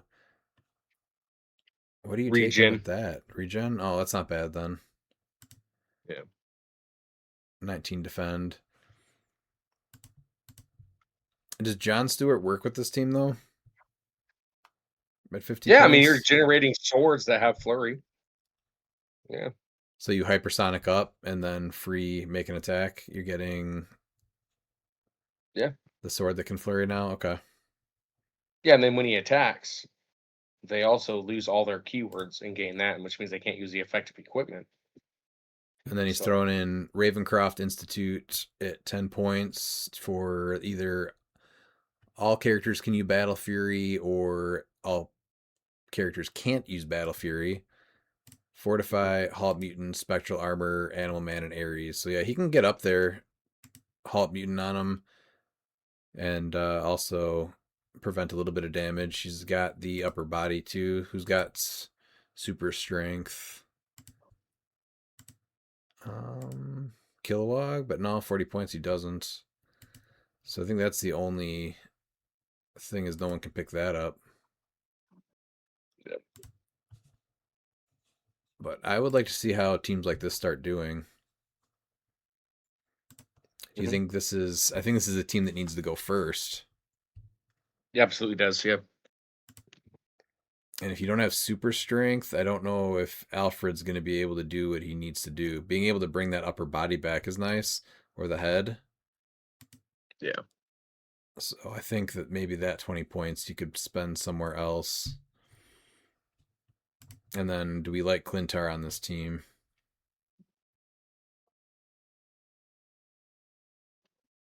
Yeah, I mean, you're making Yeah. symbiotes. Okay. Symbiote surfaces. I just think with 50 points into Rex Strickland, 50 points into Clintar with the Avatar of Animal Man and Alfred Pennyworth, that's 120 points of stuff that's not doing a whole lot. Because even Clintar is really just giving you prob and 19 defend. It's got a 4-range plasticity on the top, and you have to take 2 damage before it gets mind control. So I think that it's not gonna stand up because of that. It's just shy of half your build, right? And then you have, so that's 120 points It right just has- there, and then you have another 25 points in one shots on the sideline. You're almost talking half your build into support and sideline. Mhm. Yeah, The not flurry's nice, but I don't know it holds up after the alpha. You need to have a killer alpha and go first. Yeah, if Rex dies, then the whole entire you really get hurt because you need all those extra attacks. But I like the idea behind it though, a lot. Second one is just Null with Venom's Axe and the Collector's Trove Loki. So trying to bring in Beetlejuice and then spin Loki. Mhm. I think this one actually stands a chance. It's going to Yeah, take I think this is you turn 1. Do you bring Beetlejuice in? Or well, sorry, not turn 1. Do you can't take turn an action with Null you'd have so to, that you yeah. have 2? Or do you Well, wait? you can generate his other pieces and take actions with Oh, you them. do get it. Yeah, you can get it then for sure. Because you can Yeah. bring in the symbiotes, take actions there. Mhm. Yep. That's not bad at all. Ares is on the sideline, so he's probably. Oh no, he already has blades. Yeah. Mind Jimmy gets for free with Loki. What's Alien Hunger doing? When a friendly character uses Steel Energy, so he's definitely bringing the symbiotes in though with Null. You may choose that they instead heal equal to the total damage taken by all opposing characters during that attack. I like this one a lot better, for sure. I think this is a huge threat, being able to take away all the free actions with Beetlejuice. What do you guys Yeah, it's think? much better than the next one. Yeah. This It's is better than the next better one. Null build. He does say that It's- this yeah. one. He says, "I don't feel good about this one, but it is a team." It is just Null with the Wrecking Ball and then Clintar. I'm going through the other ones, and yeah, that's the other ones just no. Yeah, again, If you're doing the Null, do the Clintar needs to have something else. I don't think this is what you pair him up with. Clintar is, I think, still one of the best planets. It just isn't going to go with Null. You need more things to I like tie Null him with the up. Destroyer with the Tri-Sentinel, honestly, Is that another team? to get through blocking. No, that's something else though.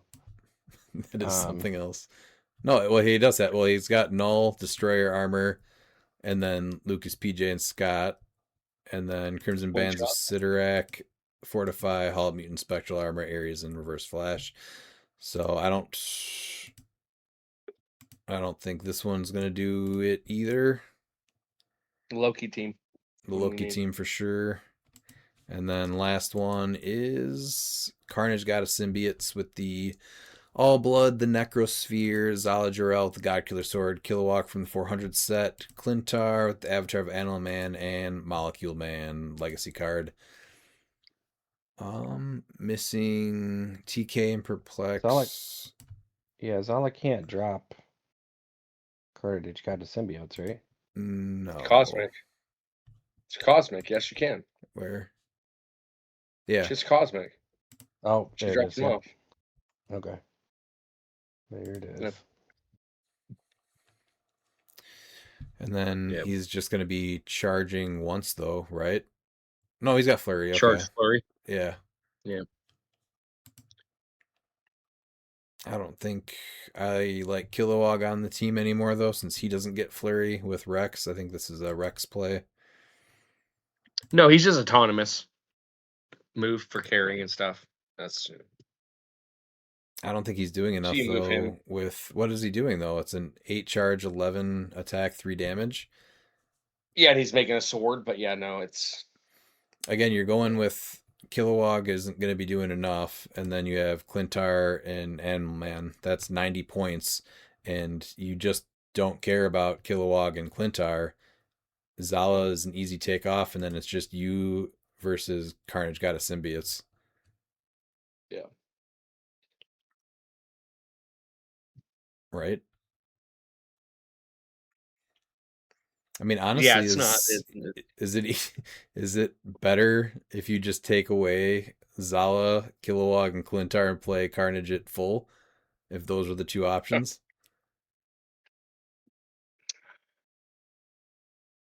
Might as well at that point, even if I don't think that's good either. No, I'm not saying it's good, but I just don't think it works. I think it gets easily overwhelmed. You're bringing Yeah, Zala's bringing Carnage over there. He gets the flurry, but then everyone's just over there except for Kilowog, unless he flies, and then he can just generate a sword construct. I just don't think it's going to work. no. So yeah, I think Well, the I'm trying to figure out how he's going to even get Zala full map to begin with. no TK. There's no TK. Yeah. So she just hypersonics 10. Yeah, she has a chance to not even be able to have. Yeah, it's not full map. This has no alpha. Yeah. So again, the Which is Clintar with Animal unfortunate. Man is taking up points, and so is Kilowog. It just doesn't mesh well. So out of all the ones there, I think there's something close with that soldier team, but it still needs to get a little bit more worked out. And then as far as the null teams go, the one with Loki, right? Yeah. All right, then we have Konstantin Savitsky. Do you think we will see interesting and unique 400-point modern builds do well that aren't good enough for the 300-point meta, or will they just be retreads of current meta types? So the potential is there, but I just doubt we see that many. It's mostly going to be tent poles and then people throwing 400 points of good stuff together. I'd love to be wrong about that, though, and see people get more creative. So it's not even totally that you have 400 points, but at most you have like a 1 in 3 chance of going up against a piece that says you don't get to play your team. So I think it's really the perfect time to even just try new tech. But I think in the end, the strategy to this format is play tent poles at least one and put all the good stuff on other teams. But 400 points, I would absolutely love to see people get more creative because I do think that there's potential there. Yeah. 100% agree with that. I think that you're going to see a Debatable. bunch of tent poles, and I think you're going to see a bunch of things that are good stuff teams. That's what I think you're going to see. I'd love to see theme.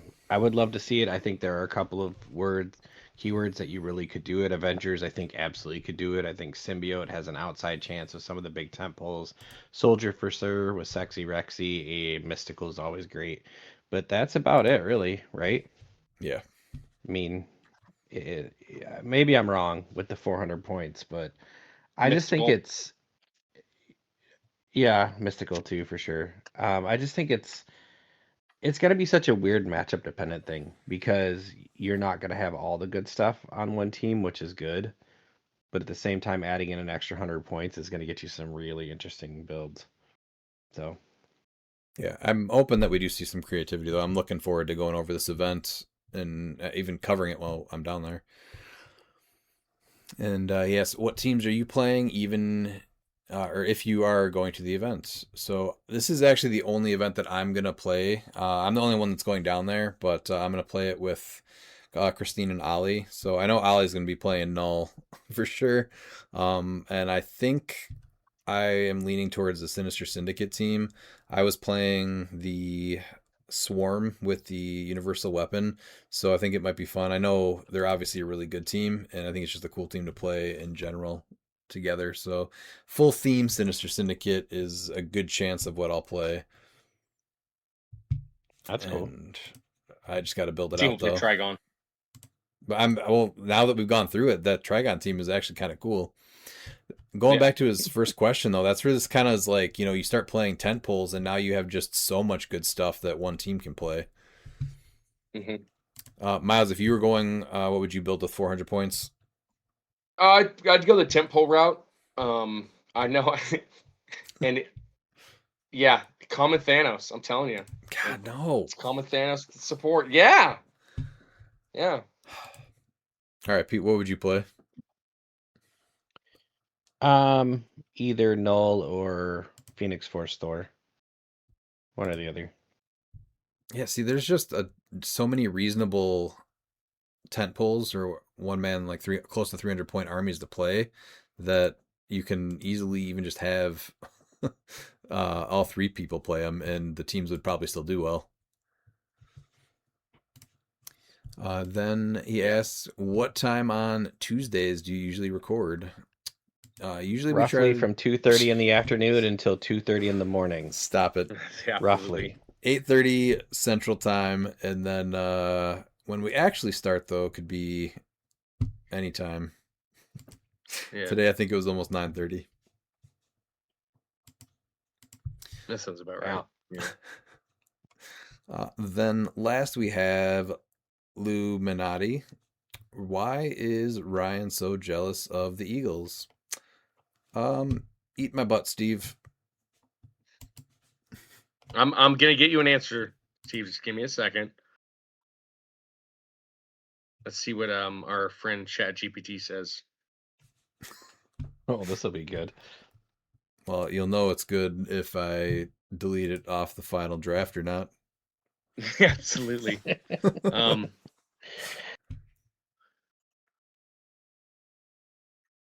Yes. If you have why they're connected, let's see. If they want to know more, they go. They want me to know who Ryan Redmond is in relation to Brian and Corey. Why you're associated with them, and there's something like compared. Let's see. Why is he jealous of them? Let's see. This is gonna be interesting. I think this is gonna be really good. I mean, interesting is There's no real definitely evidence. not it. There's no real evidence that Ryan Redmond is actually jealous of Brian and Corey. Oh, there you go. But Okay. what we're probably picking up on is more like competitive tension. So if Brian and Corey, the Eagles guys, are winning or placing well, it naturally creates rivalry energy. So we can go Well, ahead they're and not knock doing out that. of the way. Yeah. Content exaggeration. So in podcasting and our DGen style, people lean into wrestling style narratives because it's entertaining. Different. You're more of a host organizer. And they're more about spotlighting wins, and it can look like jealousy, but it's usually just contrast.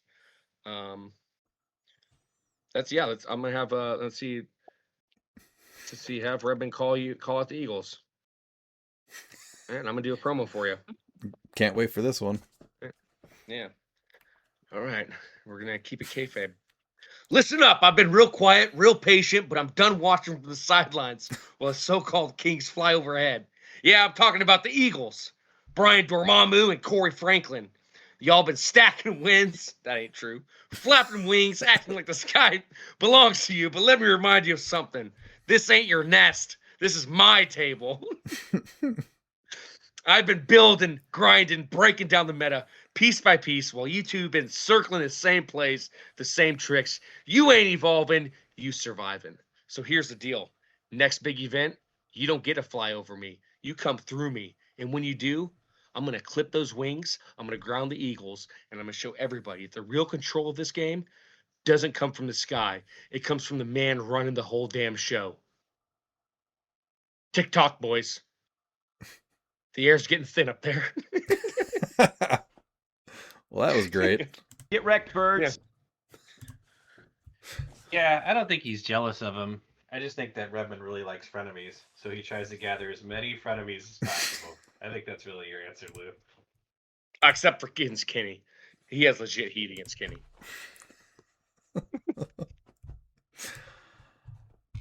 All right, let's wrap it up, Miles. Any final thoughts? No, I had fun tonight. I look forward to keeping up with the events, even though I'm not gonna be able to play for quite a while. But yeah, hopefully we see some creativity instead of just staleness. So look forward to it. I agree, Pete. We got a monthly coming up this weekend.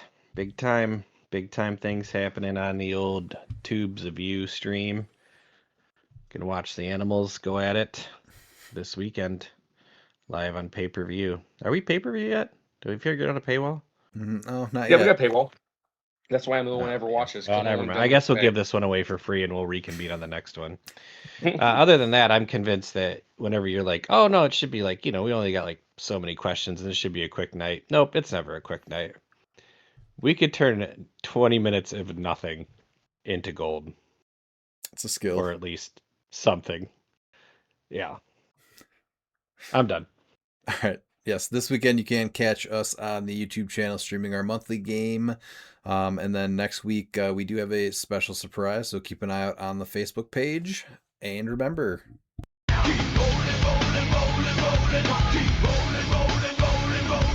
And if you're not down with that, we got 2 words for ya! Click it!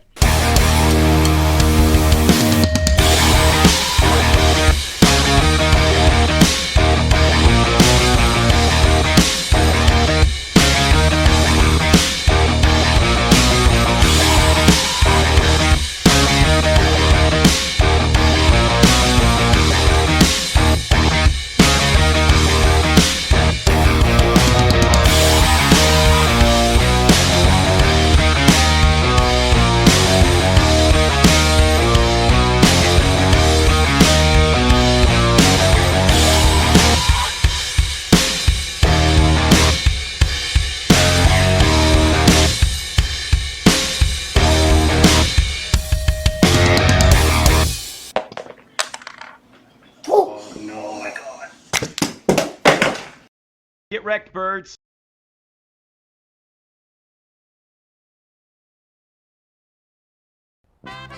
Hello, Charlie Kelly here, local business owner and cat enthusiast. Is your cat making too much noise all the time? Is your cat constantly stomping around, driving you crazy?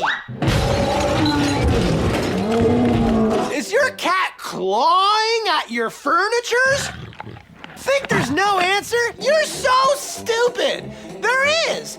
Kitten mittens. Finally, there's an elegant, comfortable mitten for cats.